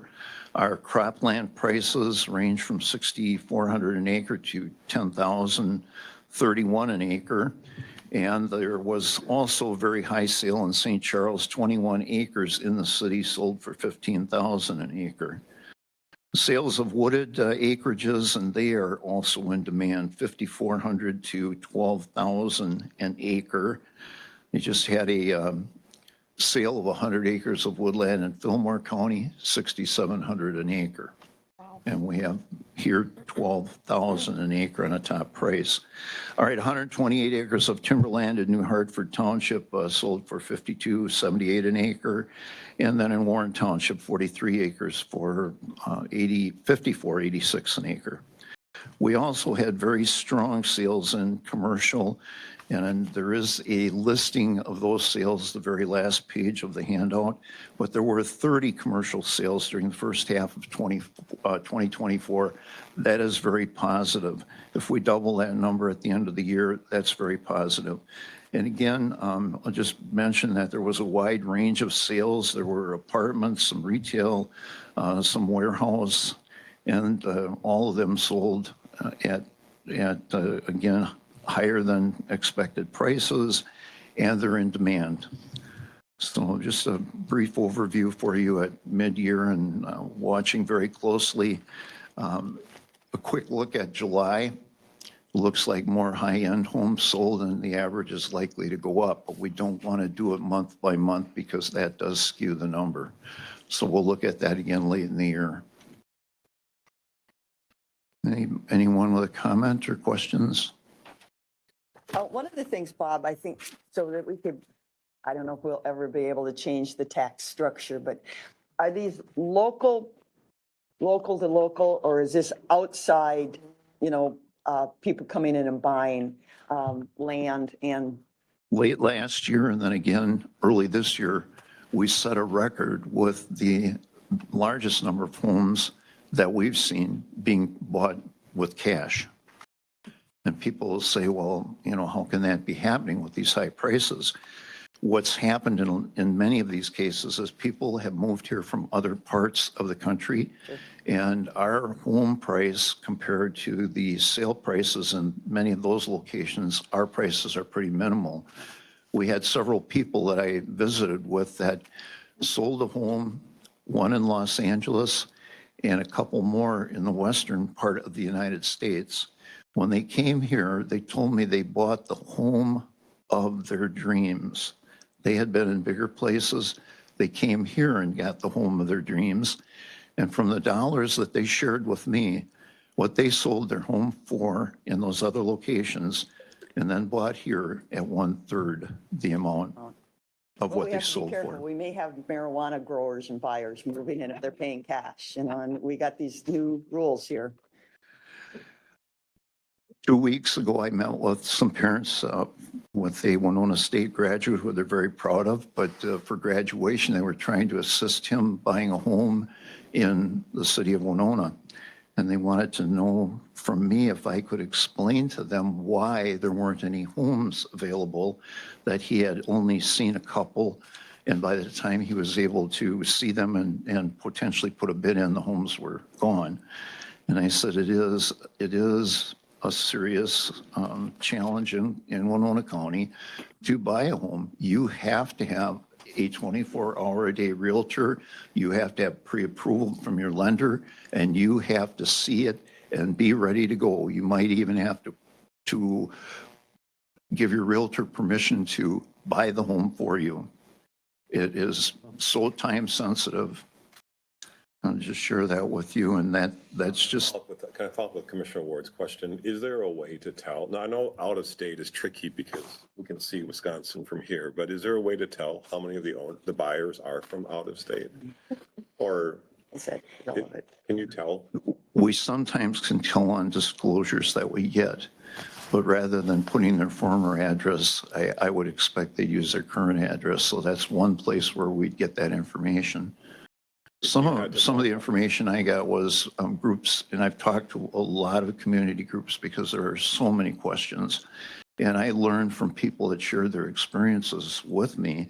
And also we do get information from disclosures. There are several pages of disclosure And it when looks there's like a sale. Commissioner Ward's district's turning into the Gold Coast district Yeah. here. Holy Well, moly. we need to allow more development in those pristine areas that they want to live. $1.2 million. Yeah. My gosh. I Building another mentioned, house yeah. just on an empty lot down the way. So there'll be another $1 million home. Yeah. If you had a ballpark guess, what would you guess is, I know maybe you can't answer, in terms of what percentage are out of state or out of area buyers? I know it's different probably for cropland versus wooded versus, it's too hard to No, tell. that one really is challenging. Maybe What just I tag it. was surprised at 3 sessions that I had very good attendance at, there was a considerable number of mostly senior women there, and they all mentioned that they were moving to Minneapolis. And that was something that I didn't expect to hear. And so after the program, I asked if I could inquire, why they were moving to Minneapolis. In fact, one of the programs, some of the people asked why they were moving to Minneapolis, and information was shared. They all said to assist and help with grandkids. Yeah. And these were, Dwayne, long time Winona residents that I never expected to see. I thought they were here for, whatever life we all have You can always come remaining. back and visit. Yeah. spend your money. So I'm curious, on your commercial sales here, how can the Port Authority, it was listed at 430 and they paid over $1 million. Port Authority is the city. I of don't- That's Winona, right, it is, yeah. But was that just, again, and it says it was Didn't it, it has something to do, Michael's Lighting, that's out by the middle school, isn't it? Didn't they? Was that down by the river? Have Fish and Wildlife? Have that building? Yeah. Wasn't that the store? Yeah. Yeah, so we spend $1 million to give it to another government agency. There's no end to the money. I think there might be some additional information on that. I was thinking it was out by the middle school, but that's a different lighting. And okay. Right, Bay State, and then the Fish and Wildlife, and then this particular We location. need to expand the river. We need more river lots. Go ahead, Bob. I apologize. Got us sidetracked. Or was that it? Okay, yes, Thank you so much, all Bob. right. Thank you. Thank you, appreciate the comments. And this is updated on the county website, the new one is? Yeah, Yes, it is, and we are getting more requests, and you have even mailed a few out, and I said, if they don't have an email ready for us, we'll do that. Thank you. Thanks, Bob. thank you. Thank you. That then takes us to item, apologize, 8.4, receive process and timeline update for dog breeding kennels.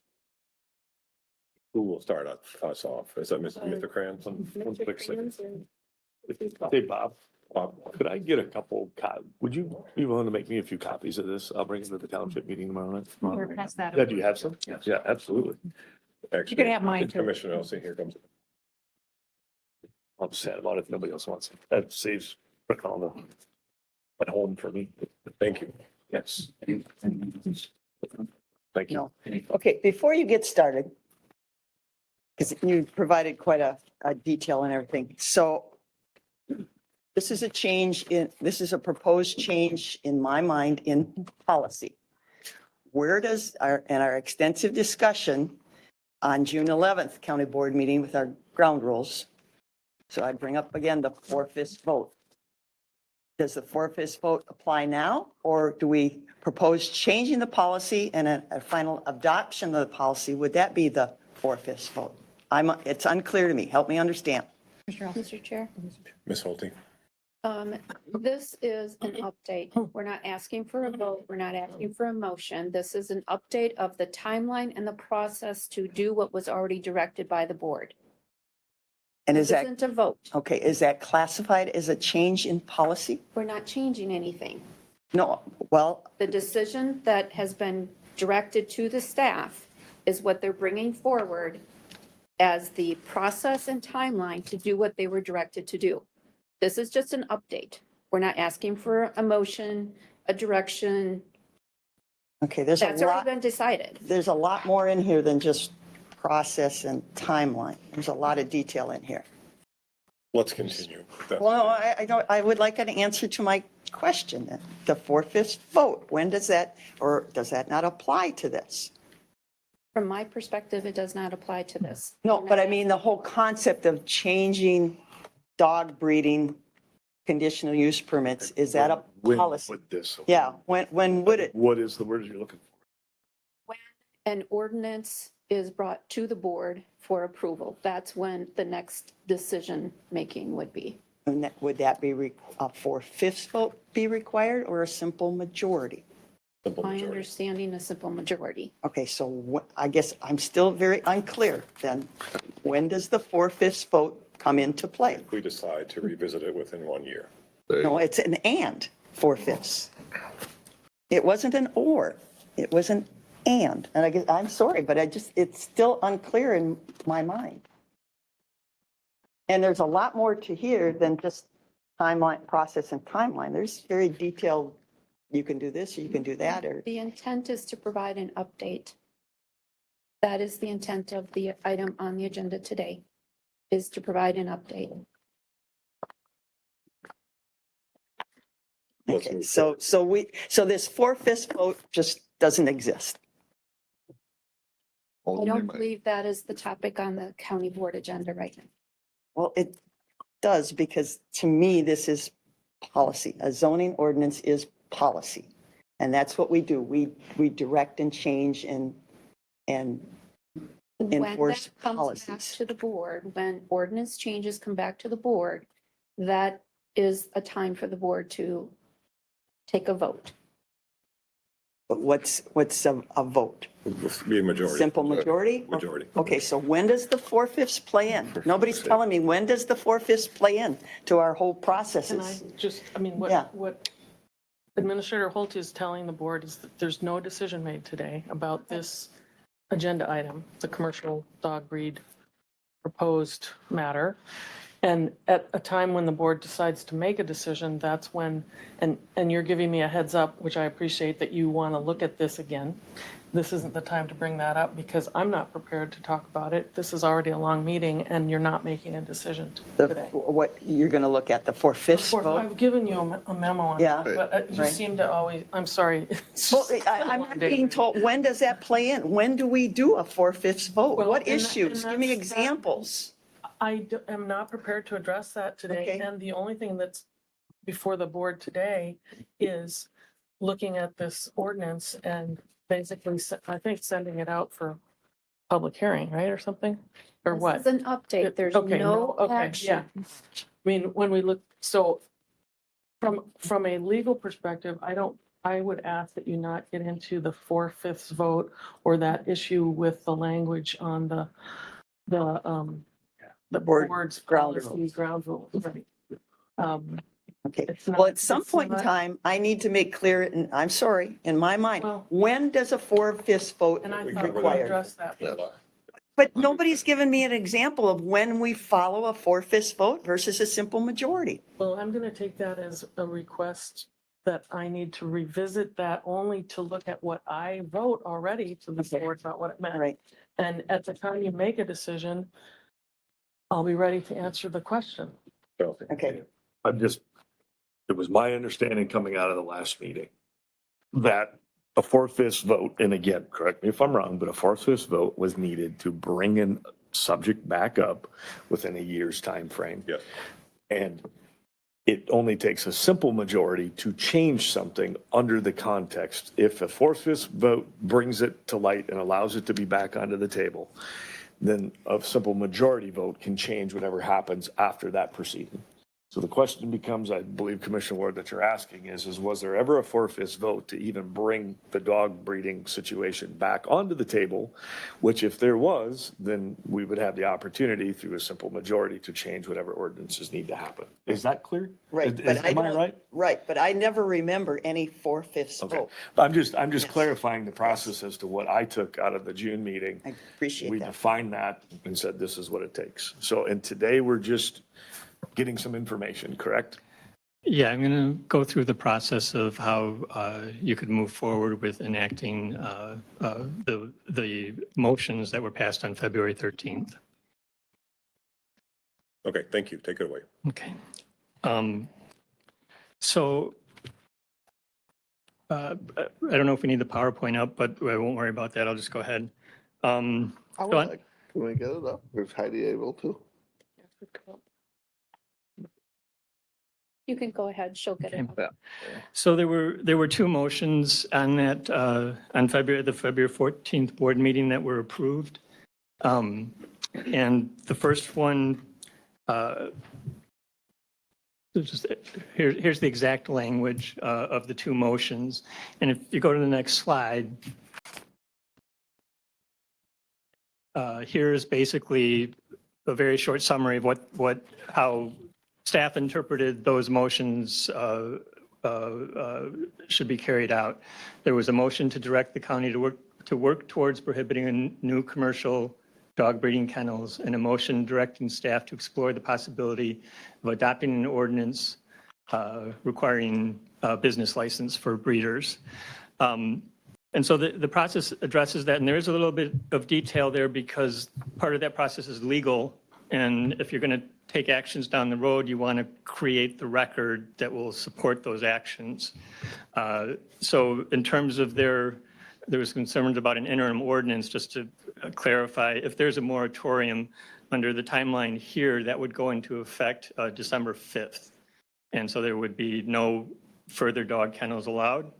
But then the other issues would be studied, the business license issue, any exact language that you want to change about the ordinance.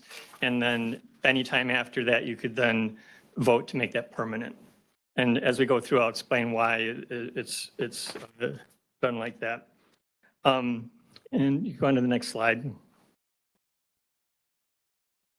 So basically, it's a three-step process. Have a moratorium, which basically carries out motion number one, which provided guidance on how to change the ordinance. And then during the moratorium, study and develop the record to support future actions.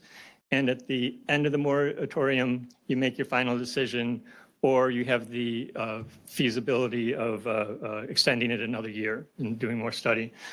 The most difficult part from a legal standpoint of what to accomplish is basically, if you decide to have a business license ordinance, that means you're going to be allowing kennels in the county, commercial kennels. So you have to decide what the scale of those are and what you want to require and how they're going to be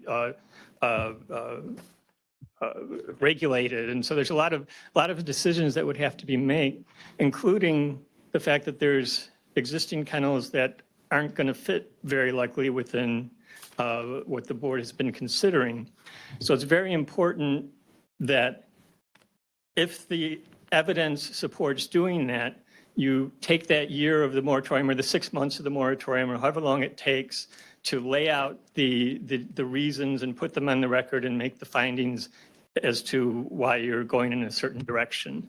So the moratorium is the easiest to just do, and it still leaves it open for discussion and still lets everything be determined. And then the business license is more complicated. And then if you decide to scale back, put in a plan to scale back the existing kennels to conform with whatever ordinance you've adopted, that would be a consideration at the very end, whether you want to do that and how it would work. Mr. Ward? Clarity, you seem to be going down, in my opinion, a very slippery slope. You're saying on slide 27, so I want to be perfectly clear. On 27, you said the above options, and I'm assuming it's all the paperwork that came before in your thing. The above options each would grandfather in existing kennels who would continue to operate under the conditions of their CUPs. And that's the way I've always understood it. The CUP goes with the land. If they're complying with all the conditions and everything, that they're okay. But then in your next sentence, you said the county could use a study period interim to explore legal viability, oversight, implication, impacts of requiring existing kennels to conform with new ordinances adopted. Now that's changing the rules in the middle of the game. That's a very slippery, that's very discriminatory actions. And you're saying that could happen? That somebody that's been operating without any violations or following all the rules, we could go in and change the rules on them? No, I'm not saying that. Okay, well then clarify the second statement. If you decide that you want all existing kennels in the county to conform with whatever new ordinances you adopt, then you would need to begin the process of identifying how to do that and what the process would look like. The reason this comes up is because as the county has issued conditional use permits, the standards required and the conditions have changed. I don't know if maybe there's been some that have the same, but as the county has learned more about this issue, the standards have changed, and the county has updated what they think fits with what the county wants for the general welfare of the county. So there's a lot of kennels out there that are operating under conditional use permits that probably don't even match what the current board and planning department think should be included in a conditional use permit. The old statement, but go ahead. Well, if the first one issued had all the right conditions, it never would have changed. But it changes almost every time as the county gains more information. And so obviously everyone has a constitutional right, and they've been issued their conditional use permit. So I'm not talking about going in there and forcing people out. But there is a process that the county could go through to look at what they want those kennels to look like and how to get there. And again, no one's voting on that today. And in fact, under this, you wouldn't even look at that until you've gone through the changes and seen how everything went and where things are at. But the problem is that conditional use permits are inflexible and they're permanent. And so, They're very flexible because that's the beauty of a conditional use permit. You take each location on its own merits and well, change. if I could give you an example, let's say you issued a conditional use permit for somebody to operate a restaurant. And then a year later, you find out that the food products they're doing cause cancer. You just let them keep doing that? That's why you don't do it under a conditional use permit. You do it under a business license so that as new information comes forward, you could adjust. That's why you have another state agency that's food safety. I mean, So, is it possible, let's maybe save the questions till the end so we could get through it. I'm in a somewhat timely manner, but save the questions for sure. So you were back up at the top. predicates. Sure. Let's just, let's see, get by my place here. I think it was slide 3, page. Okay. Yeah, let's, if we can move ahead to 6, one more.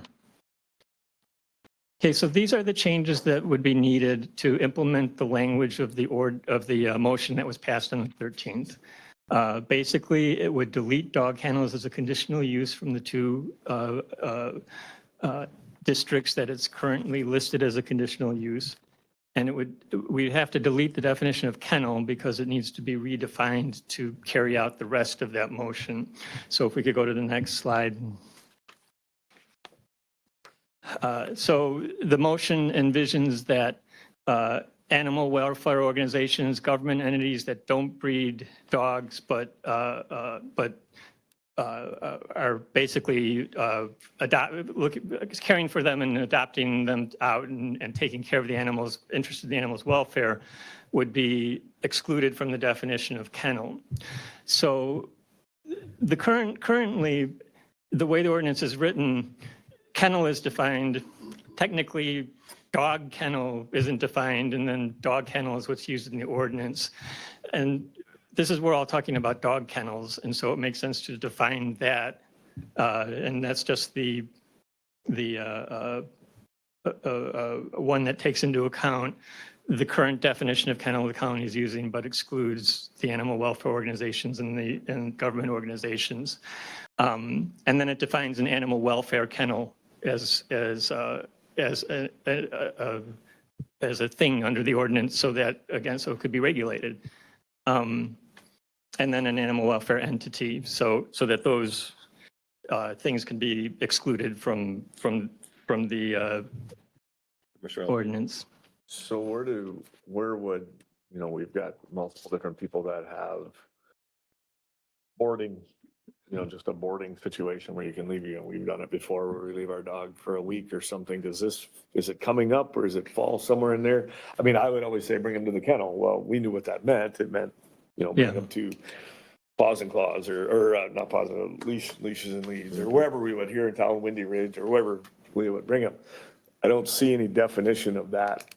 I mean, to me, that's a dog kennel, right? Yeah. And what all this does is takes the language of the motion that was approved and defines it in that way.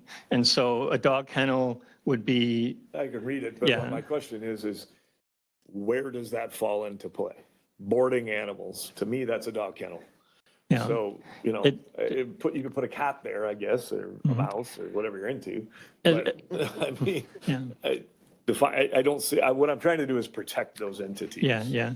So- They aren't currently identified in the zoning ordinance, to my knowledge. There's just the specific kept for sale, breeding profit, et cetera. So that's, And none of that I knew, I just wanted to make sure they're protected. That's Okay. the difference, absolutely. Somebody, Yeah. some dog gets bred under Absolutely. in a boarding facility.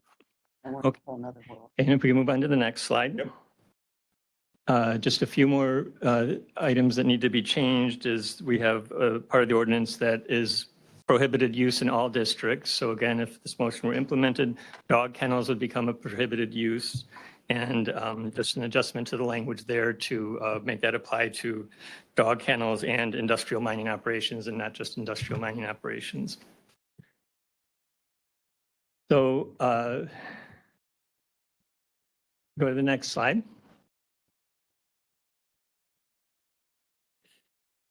So probably don't need to go into this too much, but you have the ability to make an emergency ordinance that could stay in place for up to a year based on a finding that there is an emergency. Right there. What's where's the emergency? What's the definition of emergency? I haven't felt the need for an emergency. Slide 11. Yeah. Right, but okay.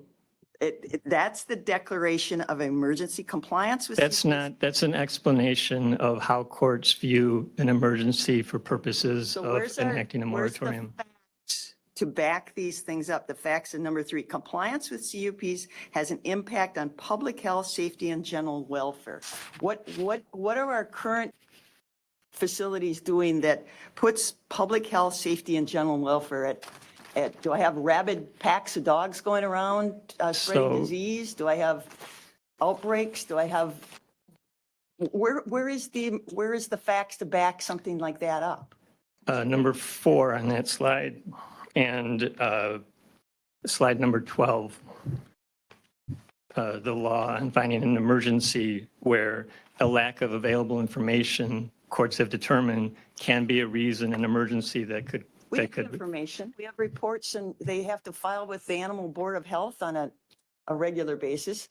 They have veterinarians that visit their places on a regular basis. So I don't buy that we don't have the information. We have the information. Maybe we just need to go look for it. Are we pleading ignorance?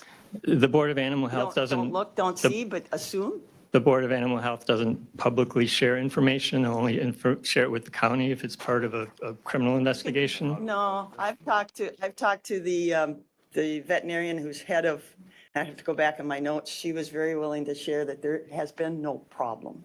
And she's the veterinarian in charge of. The question I would ask is if we don't have the information from that, then how do we know there's an issue? Can we wait until the presentation is done for the question? Well, he's building on something here and I think it's built on We'll get shaky to it. ground. So the process, so I appreciate that, but I could give you a whole list of things where we've had presentations and asked questions along the way, so I don't know why this one would be any. Only because it doesn't turn into a 6-hour meeting. Yeah. And And I didn't Health get and Human hired, Services whether meets it's here at 15 3:30. minutes last meeting or whether it's 6 hours this time. This is people's welfare. These are real people. Yep. They have a heart, blood, just like us, and we're messing with their general welfare. So I'll give them my time because this is agriculture based. Right, they deserve equal protection. I mean, it seems like we're I attacked. can appreciate the time. I don't disagree, but I don't think this is frivolous where we're wasting our time. okay, I don't mind answering the questions, but I want to respect the board's time. So the part of this or the design of this that takes into account your concerns is that a moratorium is enacted rather than going directly to a change of the amendment of the statute. What that gives is a time for more hearing from owners, dog owners, and gathering information and figuring out what exactly the county wants kennels to look like. And then at the end of the moratorium period, which could only be a year, renewed for another year if the board chooses, then you make the final decision on what happens. But in the meantime, the idea is not to have any additional commercial dog breeding kennels open in the county until the board finds out that information. And as far as I know, there's no pending applications or anything like that. But if one came before the board and it were approved, it would run into the same issues that the county is having now that brought this issue up before the board. And that goal has been obtained. Who do you think in their right mind would come and want to do a dog breeding facility in Winona County? I'm trying to protect those that are here, that are rightfully here and everything too. And also a potential, a new business. I think we're discriminating. We're going, down a slippery path. And I have to say, I want to put it on the record. I had a constituent call me and say, are we crossing, I hate to use it, but the DEI, diversity, inclusion, equity and inclusion. This is primarily a subculture group in our county. The Amish, they hold, I think, all but maybe 2 of the permits. And, this is a slippery slope. That if we want to continue down it, I just want to put it on the record. I've been asked about that. And we're discriminating against the subculture in our county. So go ahead. Commissioner Olson. I'll just piggyback off that. For me, this is the beginning of this controlling the aspect of agriculture as a whole, because define what this is about. How is a dog different than a mouse? They're all animals. So should we set an ordinance that says you can't set mouse traps? Defend it. Go ahead. Defend it. It's an animal. I love mice. You shouldn't kill them. Yeah, we laugh, Commissioner Olson, but this is where it's going. Today it's dogs, tomorrow it's turkeys, and it's chickens, and it's pigs, and it's cows, because every one of them is looked at as a pet. I would never hurt a cow in my life. I would never hurt any animal unless I want to eat it. And then I feel as though I have God-given right to take that animal. But at the end of the day, this sets a precedent, and it begins to open up Pandora's box that says today it's a dog, and we keep moving forward. So I want to be, and make it public record, very clear what I'm trying to do is defend agriculture, but make sure that it's done correctly. And I'm just piggybacking off what she said. When we start looking down different genres, groups, whatever it is, we're opening up the door to now set ourselves back up to say, you did it here, now you can do it here. That's the scary part to me with this whole scenario. And those are valid points and worth the board making decisions on those items. But all I'm doing here today is showing how to implement Yes. what was approved. I wasn't really directed at you, sorry. It's okay. Okay, next slide, please. So we touched on this. The thing that initiates the process of an interim ordinance is finding of an emergency. And going to the next slide, to 11, I'm not going to read all that out to you, but you have it. Basically, the problem that has surrounded this issue is the lack of information generally to make the public or the board comfortable with whether the regulations are being followed and the animal welfare in those facilities are compliant with the standards that we would expect for general welfare in Winona County. And because there's a lack of information. I'm sorry, I don't think your timeline takes you back to, we had presentations a few years ago from the Animal Board of Health directly. They zoomed in to our meetings and they said, we could go back to those people. They said there was not a problem in Winona County. So I think you weren't on staff at that time. So I think you should go back to maybe some of those people who reported to us that there was not a problem. Yeah, I did review in the past 9 months all the record of what's happened with this. I would only say that was 2 years ago, so you don't know about the situation now. And the information to know about the situation now is not readily available. Have there been any complaints? Has the sheriff been called out to any locations for animal? And he's in charge. Currently, the sheriff is the animal, control type. So again, you're drawing conclusions without facts. So, and again, that's why there's a study process. It's not a permanent implementation. All those things could be looked into, and then the county could make a decision as to whether make it permit or make it different or whatever it needs to be based on when actual information is available. Okay. Since we're just going to ask questions anyway, how is the study that might occur in the next year different than that which has occurred in the past? If the state won't make public or doesn't make public their records, and if we have already seen the records to the extent that they're available from the federal from a USDA. What else is there? And then I'm sure you're aware that Ms. Qualley held a kind of a faux hearing and also had a visit or contacted them, even though our staff isn't qualified. And I'm, you know, I'm not criticizing that, but our staff isn't really qualified to make judgments about animal welfare.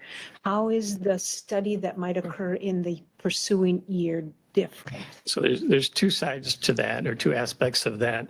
The first is that everything that's been studied up to this point is focused on identifying whether there's a problem, not what the standard should be.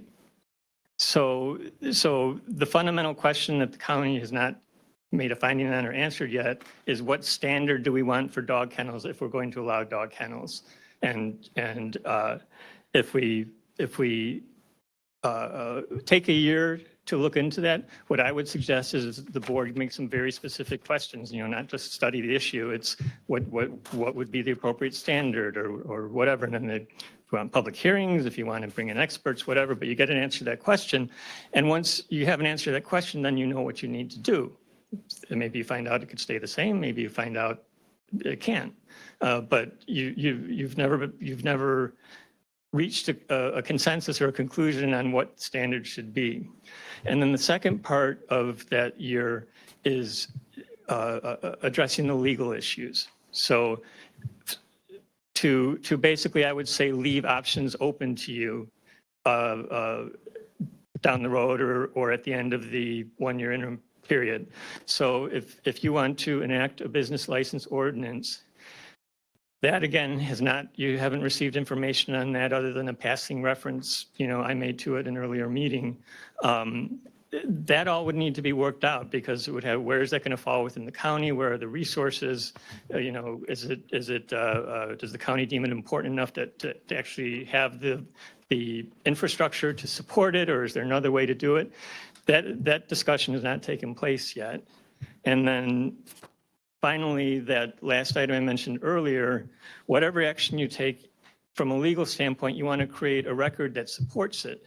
So, you know, to Marcia's concerns or points, if you hold public hearings and 1,000 people say there's no problem, and 1,000 experts come and say there's no problem, and they invite you to tour the dog breeding kennels and there's no problem, it's going to be hard to then justify enacting an ordinance that would restrict them.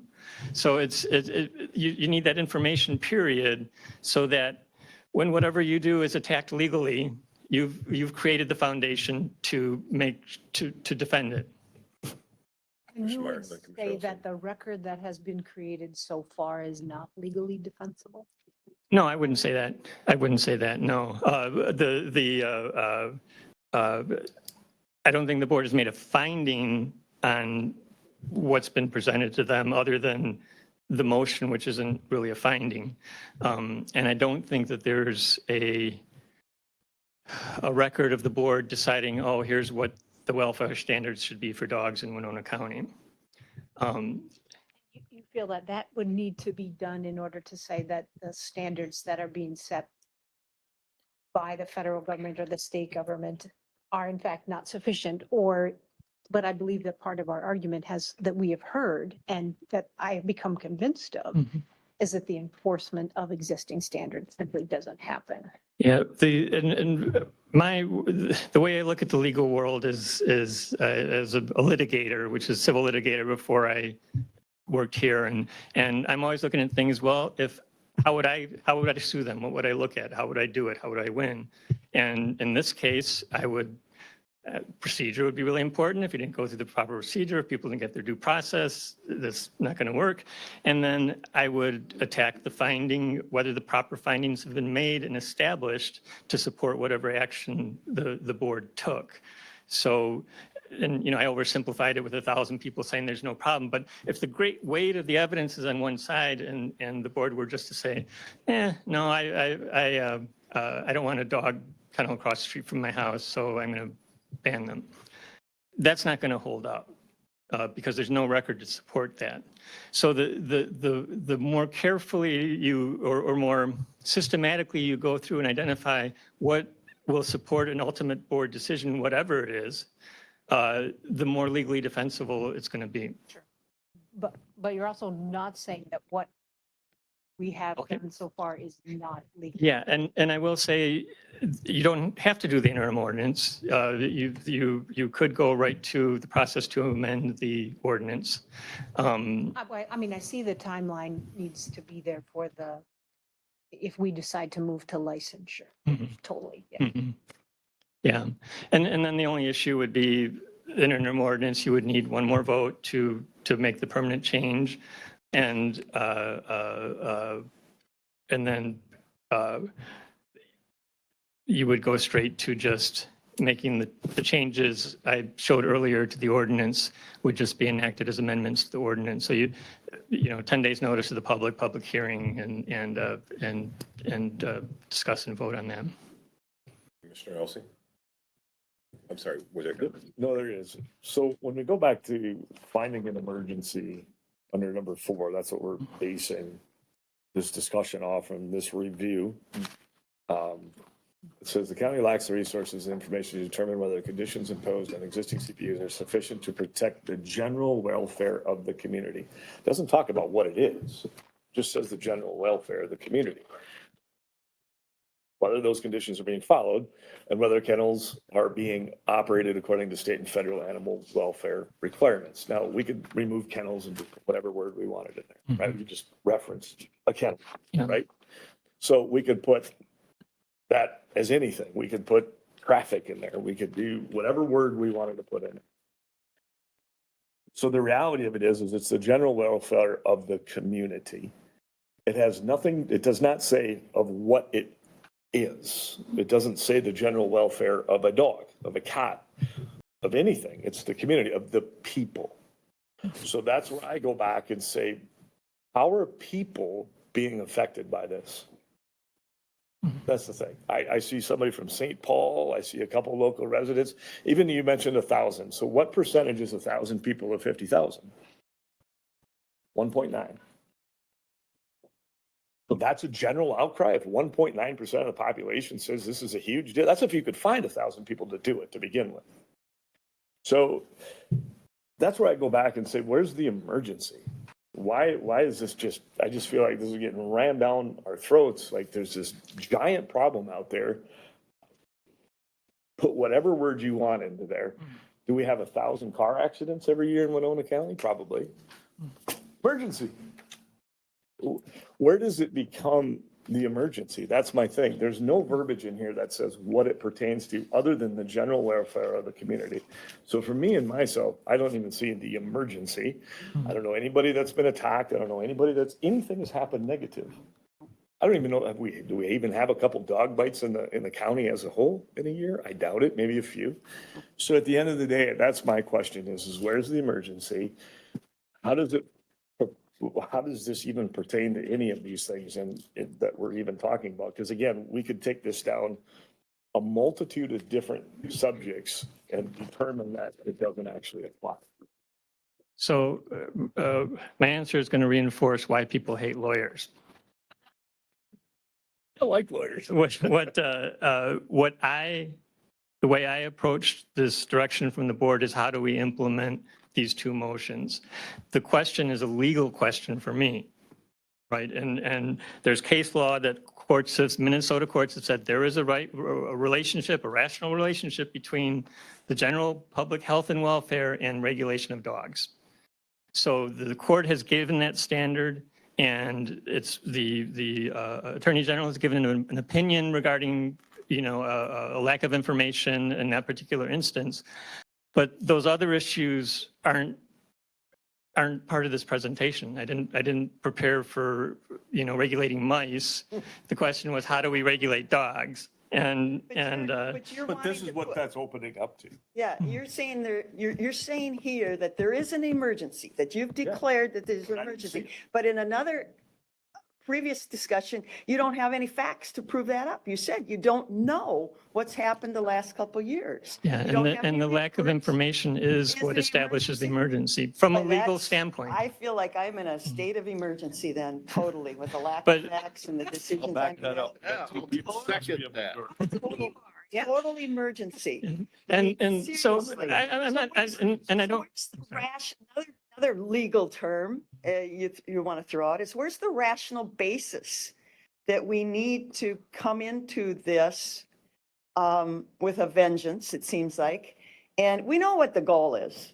Commissioner Olson would like to just totally eliminate this operation in our, and he said that more than once, that he would like to eliminate any, commercial dog breeding. So we know what the goal is. But where's the rational basis that we're isolating this industry, a very small industry in our community that is a distinct cultural group that is elected to do it because they have the right under the 14th Amendment and everything to make a living and do their things. And we just seem to be wanting to do a discriminatory government taking. I mean, I think you need to look at all those things. And again, part of the problem with lawyers is that we can pass something, but then if I want to fight it, I got to go out and hire a lawyer to fight it. And that's the problem. And we waste so much money in this country doing those things, in my opinion. We really do. But you can pass it on a 3-2 vote, and then somebody that wants to fight it has to come in with their guns a-blazing to try and change it. So I think we need to be really careful what we're proposing here. And is there a rational basis to do this? As Commissioner Elsie says, what's the next path? That's Maybe we're going to 100%. outlaw, This is the we're going to beginning. outlaw corn. We're only going to plant sweet You guys peas are getting, I know and you're clover. exaggerating just for dramatic effect. But it's We focus frustrating. on the existing ordinance. We're not talking about mice. We're not talking about corn. We're talking about companion animals. But we're talking about zoning ordinances, and zoning is structural buildings, setbacks and everything. I had a conversation with a couple other county commissioners yesterday at an unrelated meeting. They said, why are you going into this? We counties are not animal welfare. That's not our role. Our role is zoning, is the building the right size, shape, setback, dimensional things. We're being taken into a whole different realm of responsibility that we've said we don't have the people, we don't have the time, we don't have the resources. Commissioner Elsie. So why? I appreciate the no mice situation, but I'll put that in context. 100 years ago, dogs were not considered companion, they were utilitarian. Most breeds were bred for a specific purpose, even war. And, yeah. That has changed in time as the public perception has come through, just like we're susceptible to changing every other species of creation that God created. So in my opinion, today it might be dogs, but tomorrow it could be something. So I reference mice because we consider them rodent, but what happens if I'm really in love with my mice? And I get enough people to walk in here, so I use it as a reference point to gauge what this sets precedent to. The licensing of the ability for animals and what we do with them. That's the point. And when you take it as ridiculous as something as a mouse, 100 years ago, nobody would have this conversation about dogs, breeding dogs for a specific purpose. Pick up a textbook, it's in there. Everywhere. Virtually every breed had a specific purpose, and we were put above those animals. And today we're putting people's welfare above the animals. I agree, we need to do it correctly. But today it's a dog, tomorrow it's a pig, it's a turkey in a cage, it's a chicken on the farm. You handled it wrong, you did it wrong, that cow doesn't have enough room. And production agriculture has to exist to keep food at a certain cost so that people, we talk about affordable housing and everything else. That's what this sets precedent to. We are setting precedent to how animal agriculture is viewed. And we're falling into play, and it starts with one species. And I can see this thing moving down because it's going to be, you did it with dogs, today a cow is my best friend. Mr. Kranz, can you continue? Let's try to get through this. Yeah. Sure. Yeah, and the one aspect of that I would address is just to remind you that I'm your attorney, and Correct. the purpose is to put together a process that people will say, wow, that's so solid, I'm not even going to try and sue them because I'll lose and waste a lot of money. So just keeping that in mind. Exactly. That's a real angst of mine, but go ahead, Could you move ahead to slide 15? fight something. So this in the next page is basically a proposed timetable. Initially, you'd have to make a finding that there is an emergency, and then a proposed interim ordinance would be drafted and would be sent to the planning commission for their recommendation. There'd be a public hearing with the planning commission, they'd make their recommendation, a public hearing to you.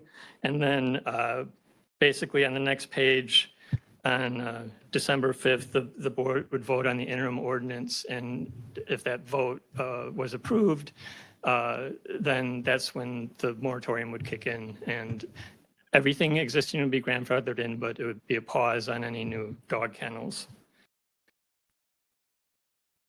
We covered that. So the rest of this presentation, which I didn't intend to go through every slide with you, is just example ordinances from other counties and cities, just to give you a sense of how it's done, what type of things they regulate, where they fit it into their ordinances. And so other than that, it's just, I guess, making a decision as to whether this goes on a next agenda to make a finding on whether there's an emergency. It's once you make that finding, it basically October, November. This is basically 3 months to get to the moratorium. So whenever you do that, assuming you continue to move the process forward. Commissioner Olson? So in some of the confusion I have with all the questions, two motions. Mhm. One is to regulate existing, one was to eliminate it. Correct. One was to eliminate dog kennels. One was to explore the possibility of adopting an ordinance to. So, to your interim zoning ordinance timeline, would you need to wait and go through all this to do the first motion? Or just the second motion, the study and? So, this basically just goes to management of risk. You could approve it not being interim, the first ordinance, you have a history you could refer back to, you can make that decision and just change the ordinance. And it may be fine. It may stand legal challenge and be no problem at all. And if you're comfortable with that, less of an assurance than you would have if you went through a process of really zeroing in on what you are wanting to accomplish in terms of regulation of kennels in the county. That would basically be a stronger legal position, but both are tenable. I mean, Yeah, I'm thinking there's two separate and distinct questions. Yeah. Or motions. And the business license, exploring that, I think we just don't have enough information now I would agree. And I think that's going to take a longer discussion. I think that the other one is, in my mind, much more clear. Okay. Any other questions or? Good. So that's all we're doing for today. Yes. Yep. Thank you very much. Thank you. Thank you. Thank you. Appreciate all your work on this. So then what happens next? So, Part of the timeline. so August 27th, the board makes finding of emergency. Perfect. That'll be on the agenda for discussion. Excuse me? Well, beyond consent business. So or not. I bet it's not, Commissioner Wood. Oh, they'll throw it on It's not consent on business. consent. And anyway, you can pull it. All right, that takes us then to item 8.5, discuss and or appoint citizen advisory committee member. There was one person for one more. I'll move to appoint Kyle Rupert to the EDA. Second. Motion by Commissioner Ward, seconded by Commissioner Elson. Any further discussion? All those in favor say aye. Aye. Opposed? Motion carries 5-0. That is the end of the agenda, correct? And then Commissioner Ward, you had a comment on your. Well, with Ms. Cordery's comments earlier, and I guess I'm at lack of what authority or anything we have over township government, which is very minimal and such. But at her request that we would even discuss maybe protocols of boards and again, I haven't had a chance to talk with what happened between Ms. Holte and Ms. Sonneman with Ms. Cordery, but she's asking us to somewhat help bring that township to a civil discussion. And I don't know, and it's just maybe a future board agenda or some follow-up for Ms. Is that Cordery. is that a request? Yeah, a request for board, or at least staff to look into, advise, Okay. and I don't know. To look to see if, what kind of authority the counties have over township.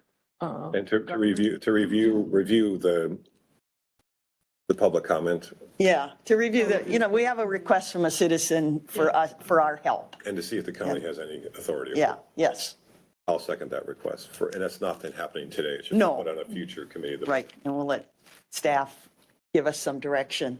And I would advise Ms. Cordery to contact the State Township Association. I know they have a group and They represent the township board. yeah, The township board pays them. yes, yeah, they're their entity. But I mean, it's a place to start. Yep. I suggested that Ms. Cordray contact Smurls. Someone? Free legal service. Oh, If you could give me that in writing or. Okay. all right. Okay. So, Anything else, Commissioner Warren? no. That's, Yeah, Vote. Everybody vote today. yeah, well, Beautiful sunshiny day, but it takes 2 minutes to probably go in and vote. Please vote. Turnout is critical. Farmers are making hay, but they can come in their hay clothes and vote. They don't need to. 7 a.m. to 8 p.m. 8 p.m. We'll know. Anybody else? Motion to adjourn then would be in order for this. second. Motion by Commissioner Elsie, second by Commissioner Olson to adjourn the regular business meeting. Any further discussion? All those in favor say aye. Aye. Opposed? So should we take another 5-minute break? Yes, please. Or should continue on? Okay. no, we have 5 minutes. I need more water. I need to go to the ladies' room. I'm sorry, I didn't see you. Okay. Are you good? Yeah, that's just a big vendor overseas. You need more time?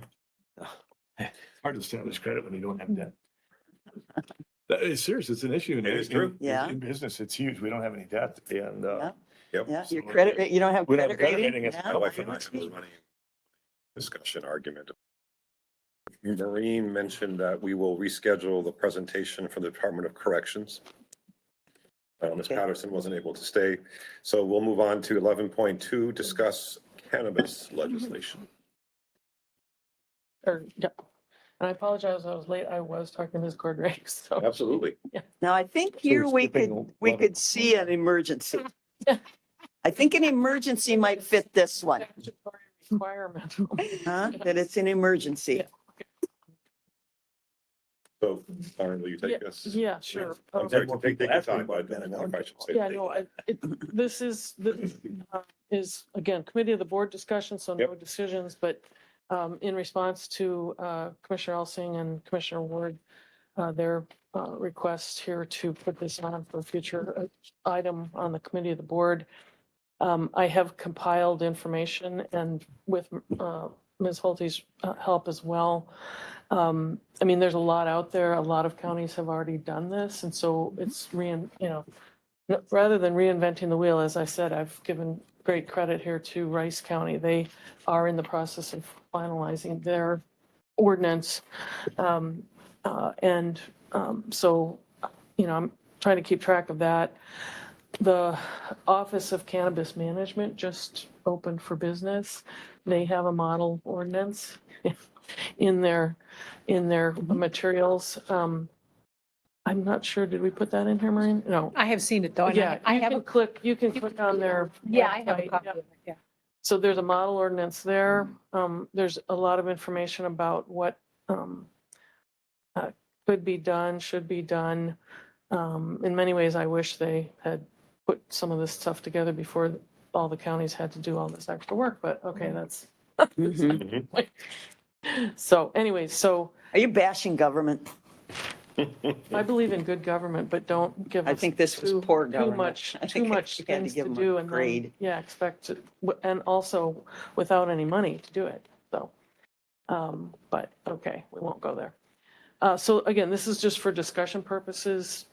What I've presented here is, again, the draft of both an ordinance for the purposes of deciding where marijuana could be smoked in public areas that the county owns, so like Farmers Park. Thinking of even potentially within buildings, but I know that, yeah, Ms. Holte and administration's been looking at it from, kind of a personnel point of view. I don't think we even allow smoking in the buildings anyway, so.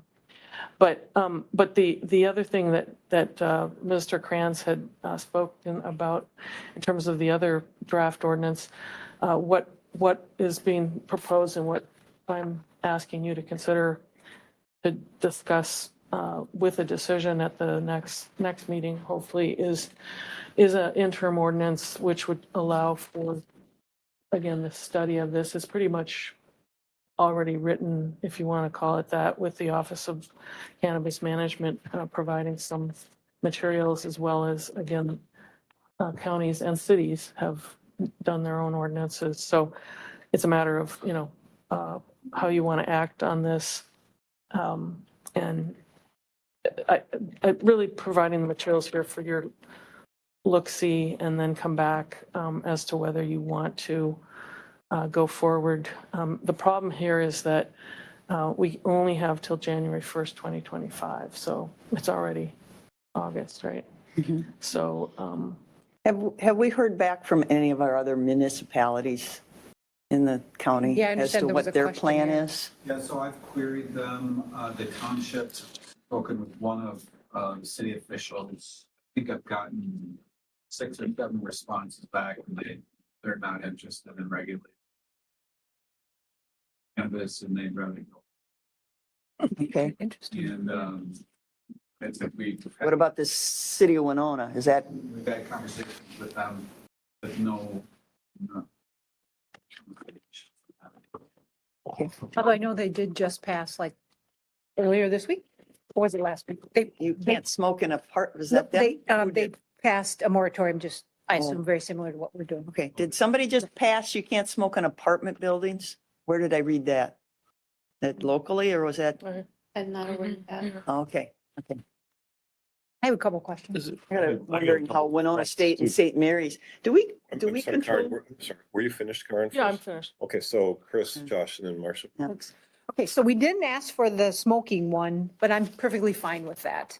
And I support the, You mean the public use? or yeah, use smoking in a public areas, place yeah. owned by Winona County, totally Yeah. fine with that. And I just put that in because Rice County was looking at it as well as the other counties that Yeah. I think that was important for them. Do or not to do? I'm saying do it. We didn't ask for it, but we asked more about But an the, ordinance in that says you can't do it. no, I think we should just adopt the ordinance that I support adoption of this ordinance that Karen has put in the packet, moving forward with it, which does not allow smoking in a public place. Which doesn't allow. Doesn't, Doesn't- that was my no, question. right, Doesn't, No, yeah. it doesn't Yeah. allow Yeah. I smoking. thought you were going. No, no, against no. that. It is a public health thing, and that's. Yeah.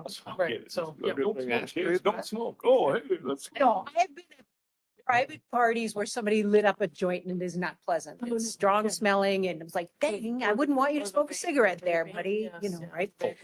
So, so my question about the other ordinance is cannabis businesses. So in, reading the information that came out, I think especially from AMC, they talk about transportation, storage, facilities that refine the, product, the raw product into edibles, all that sort of stuff. So does a business cover all of them?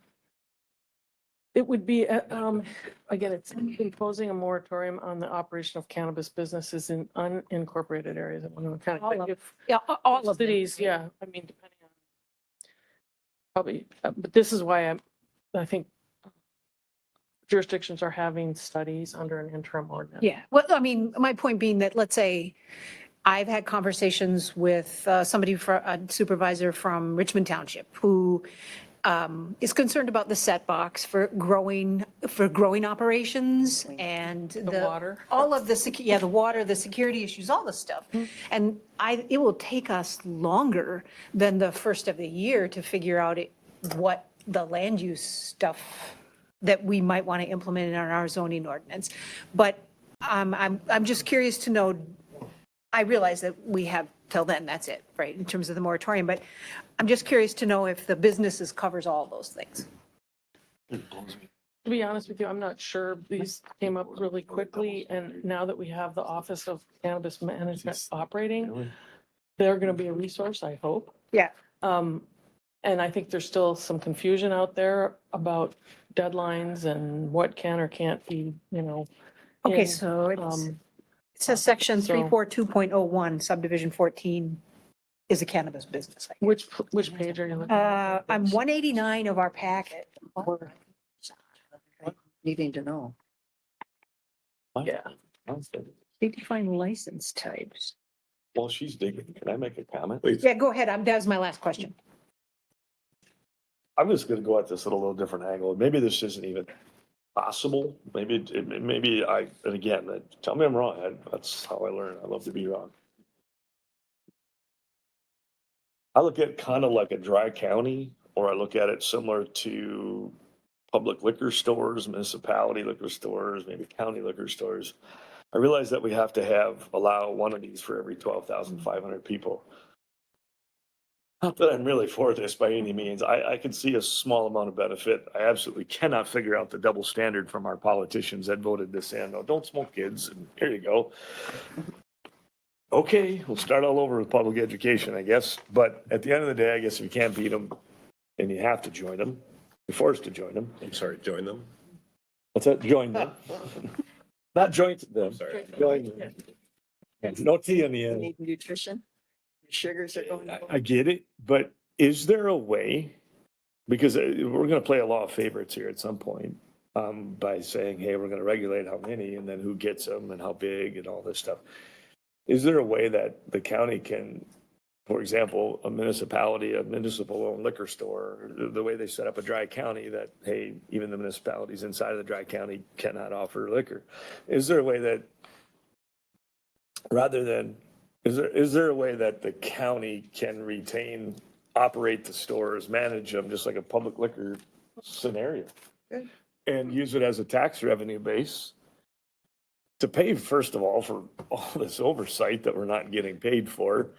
And I guess if it's another means of income and we're forced to do it, we have no choice. Maybe we get in the game. An interesting idea. That's allowed. What's that? It's allowed. It is allowed, yeah. And if we That's what I meet the said. standards in which the state says we have to do, but we retain the control and the profit off from it, at least we can take some money and give it to Health and Human Services or a housing fund or something and keep. Was asked by the guy from Dodge County, I can't remember his name, Marcia, but could the county take, in our case, that's 5. We have to allow 5 Correct. retail sales, right? Could we take all 5 and then not allow? That's exactly what I'm No, saying. you cannot. Can we have one? The county, you can have them, but they do not count towards Towards the, the number Number. that's. Let's must just make be them allowed. as big as we can so yeah. nobody wants to If we compete. drive so- everybody else up market. Yes, so. we have I am nicer so not stores. this way because I believe the government should get out of the way of private enterprise. But here's one that There are advantages to municipal liquor stores. 100%. Save And big money. because really the idea behind it is it's going to probably create a problem. Thus, we need to fund a solution. And that's what I see is coming. Especially if the funds are dedicated back towards either law enforcement, public health, addiction services, absolutely. Have more Just to cash get back homes. to this cannabis businesses, there are 14 types: micro business, meso business, cultivator, manufacturer, retailer, wholesaler, transporter, testing facility, blah, blah, And blah. So does 5 of them, we only have cannabis to meet 5 of them? business is all of them. All of them. Yeah. right. So cannabis business means we can allow 5 of them. We just have to have 5 out of those 14 No, things no, to no, no, exist. I was answering the initial No, question. but my question is Different business. No, it's, we have to have 5 retail locations. Retail, isn't it? yeah, that's He can go get his joint. Growing, I think you can have as many as you want. the state licenses them, so we have no control over that. Yeah, and that, everybody is saying is the tough one, is where you allow them to grow it and process it from a public.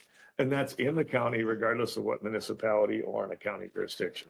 It doesn't matter. It just needs to be 5, correct? Yeah, it's based on the population. Yeah, right? we figured it has to be 5. Sort of, yeah. So what do we ask to do today? Just consider a moratorium? we can't, this is committee of the board, so we don't Yeah, do. it's to move it to, if you want to. This is an update and then Update, right, decide to and move it to a Here's, board meeting. here's the, here's what to consider and think about, and then if you want to put it on for a decision later. then- We're all trying to get up to speed on this. There's been events. I'm going through training again. So it's kind of, it's the no.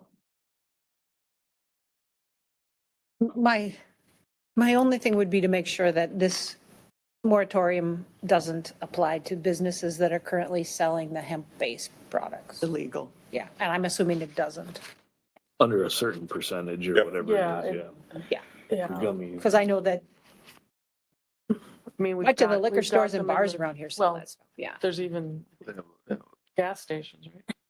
Yes, that's Would Yeah, the drinks are, Yeah. are Quick Trip selling them now? Quick Trip, does Quick Trip sell? I thought, Yeah. I thought some, just but is saw- that in Wisconsin or is that Minnesota? I 'Cause- just saw it in Minnesota. Okay, because we got 3-2 beer here, which is ridiculous. Minnesota. So, I thought I broke my wrist. I don't even take an ibuprofen. I can't understand what everybody's doing. so we are discussing almost two different things. Too interesting. It's an interest. So a moratorium, and I'm interested in exploring the possibility, especially if other counties are allowed to do it. It might not meet our requirement, but it doesn't mean that we can't leave the, Right. if nobody comes and files, they're not gonna fine us. It's just a question of, okay, They're going to file. Oh, they're gonna file. Yeah, because we but got the, Do we put it ourselves in a position to benefit, from it. to at least pay our constituents back for the cost in which it's gonna take? So we will get revenue.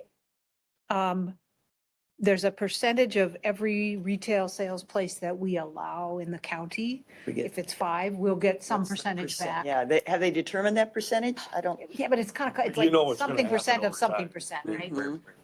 I guess my argument against this is that in the same way that people approach me and want the county to actually build housing, and I say, no, we can partner with organizations who will build the housing. We're not going to pay 100% of the cost to build this thing, but we will help a nonprofit that does like what Ms. Baranik does with SEMCRA.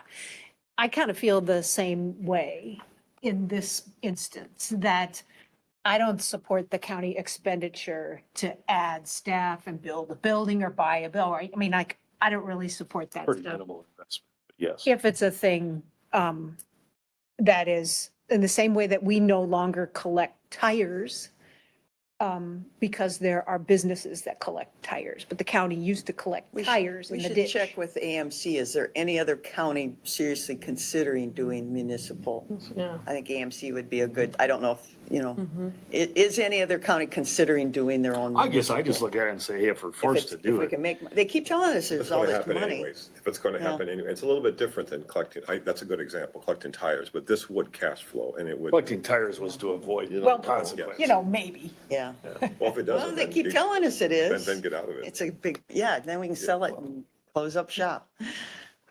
Because then it's the same idea of municipal, liquor stores. Mm-hmm. You can do it at the driver's license center. That was another. Right. Make it profitable. That line would be out the door.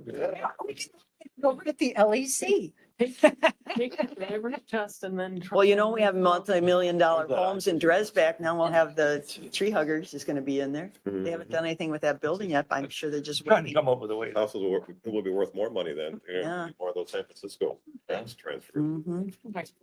So at any rate, So, what- I support these as written, given the questions that I asked and my thoughts.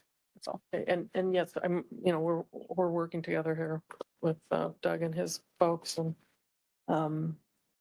depending on, what. Like a reasonable first step. Do you think you bring this back in But- 2 weeks on the 27th or no? But I guess I'm unclear. We're, by our population, we have to have 5 by the state rules. But now, We can allow up to. No, we must allow. I'm sorry. but now, We must. is that, we and must- this question's been asked before, and maybe I just forgot the answer, is that 5 out in the county and the city of Winona can do their own thing. We have no control over the city of Winona, so Now- they could do, Total So population. the way I understand is the way that Mr. Cizak said that 6 or 7 townships have said, we'll give our regulatory Right. authority to you. Yeah. If the city of Winona gave it to us and we said 5, but if the city But of they Winona. haven't said that yet. They, So I don't what's think, their my intent? guess is they won't say that. Yeah, I'm sure they won't, but they could have as many as they want. That's exactly Yes. right. Well, and they must allow, if they choose to do their own zoning, Zoning. they'll They have must to to have allow what, at least 3?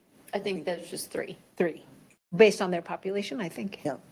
And we don't know what, and again, I just threw that out there as a little bit of a devil's advocate to, okay, fine, if you're gonna force us to do it, is there a revenue base that we can generate to at least deal with the problem potentially down the road that might become? The, right or wrong, I don't Yeah, know. we should have To the me, it's info. worth, to me, it's worth looking into, especially if somebody else has already done it or is going to do it. Thinking about it. I'll reach out. Yeah. Should Contact Tim Okay, Sumner. but would you be willing to spend levy money to do a study to make a business plan? Let's get a few answers first. No. Yeah, not yet, but I mean, again, some preliminary investigations and such. And we could, actually, one person to contact is County Commissioner Tim Sumner. He represents one of the tribes, and they've been doing this for a while. And I can't remember what county. I think it's the White Earth Indian Reservation area. I won't say that for sure, but I mean, when I asked him earlier, when the tribes were allowed to start this much long, he just was all smiles. The amount of money that it was bringing in to the tribe. Now, their rules are a little bit different. Pardon me? You don't know where he's from? I can't tell you for sure it's one of those up north. I could find it. AMC, he's a county commissioner. Tim Sumner, I think it's S. Beltrami? N-E-R. So you got Beltrami, Good okay. connections to like Columbia? I You don't want know. the Colombian connection. Yeah, No. watch out. You watch the Sunday night show, Tulsa. Medellin It's all- cartel. or So something. is that what we need for? And I do, if you look at page 183, we have the timeline of action steps for consideration. So today, just the general discussion, if you want to move forward, we can vote. I mean, we'd have to, these are draft ordinances, take some time to look at them.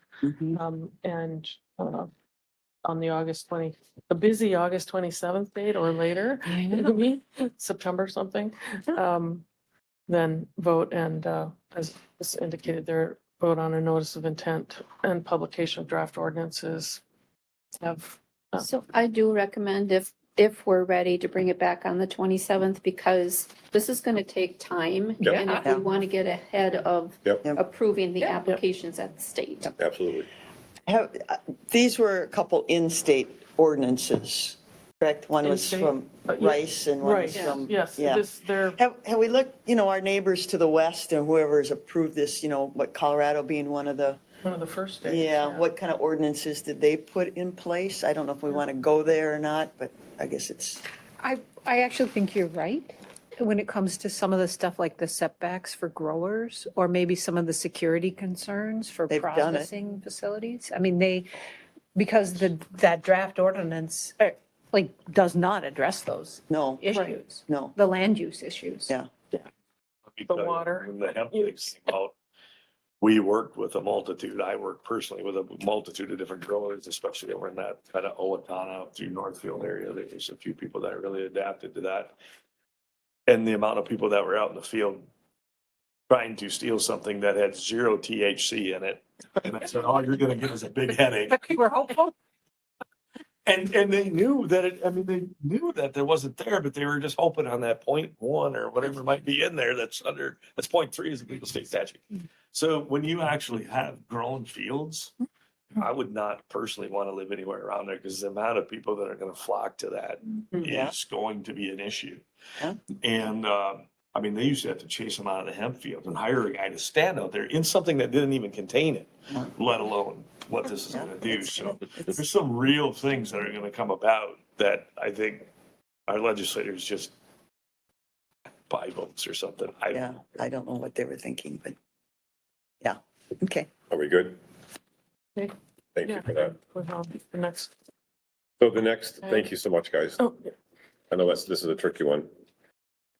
Item 11, no, That's it. so When do we adjourn? That's the committee of the board. We Yeah. still have a working, okay. So motion by Commissioner Meyer. Is there a second? No, we don't actually do motions. No. at- Oh, We were just done. We're done. We're just done. Yeah, so how much?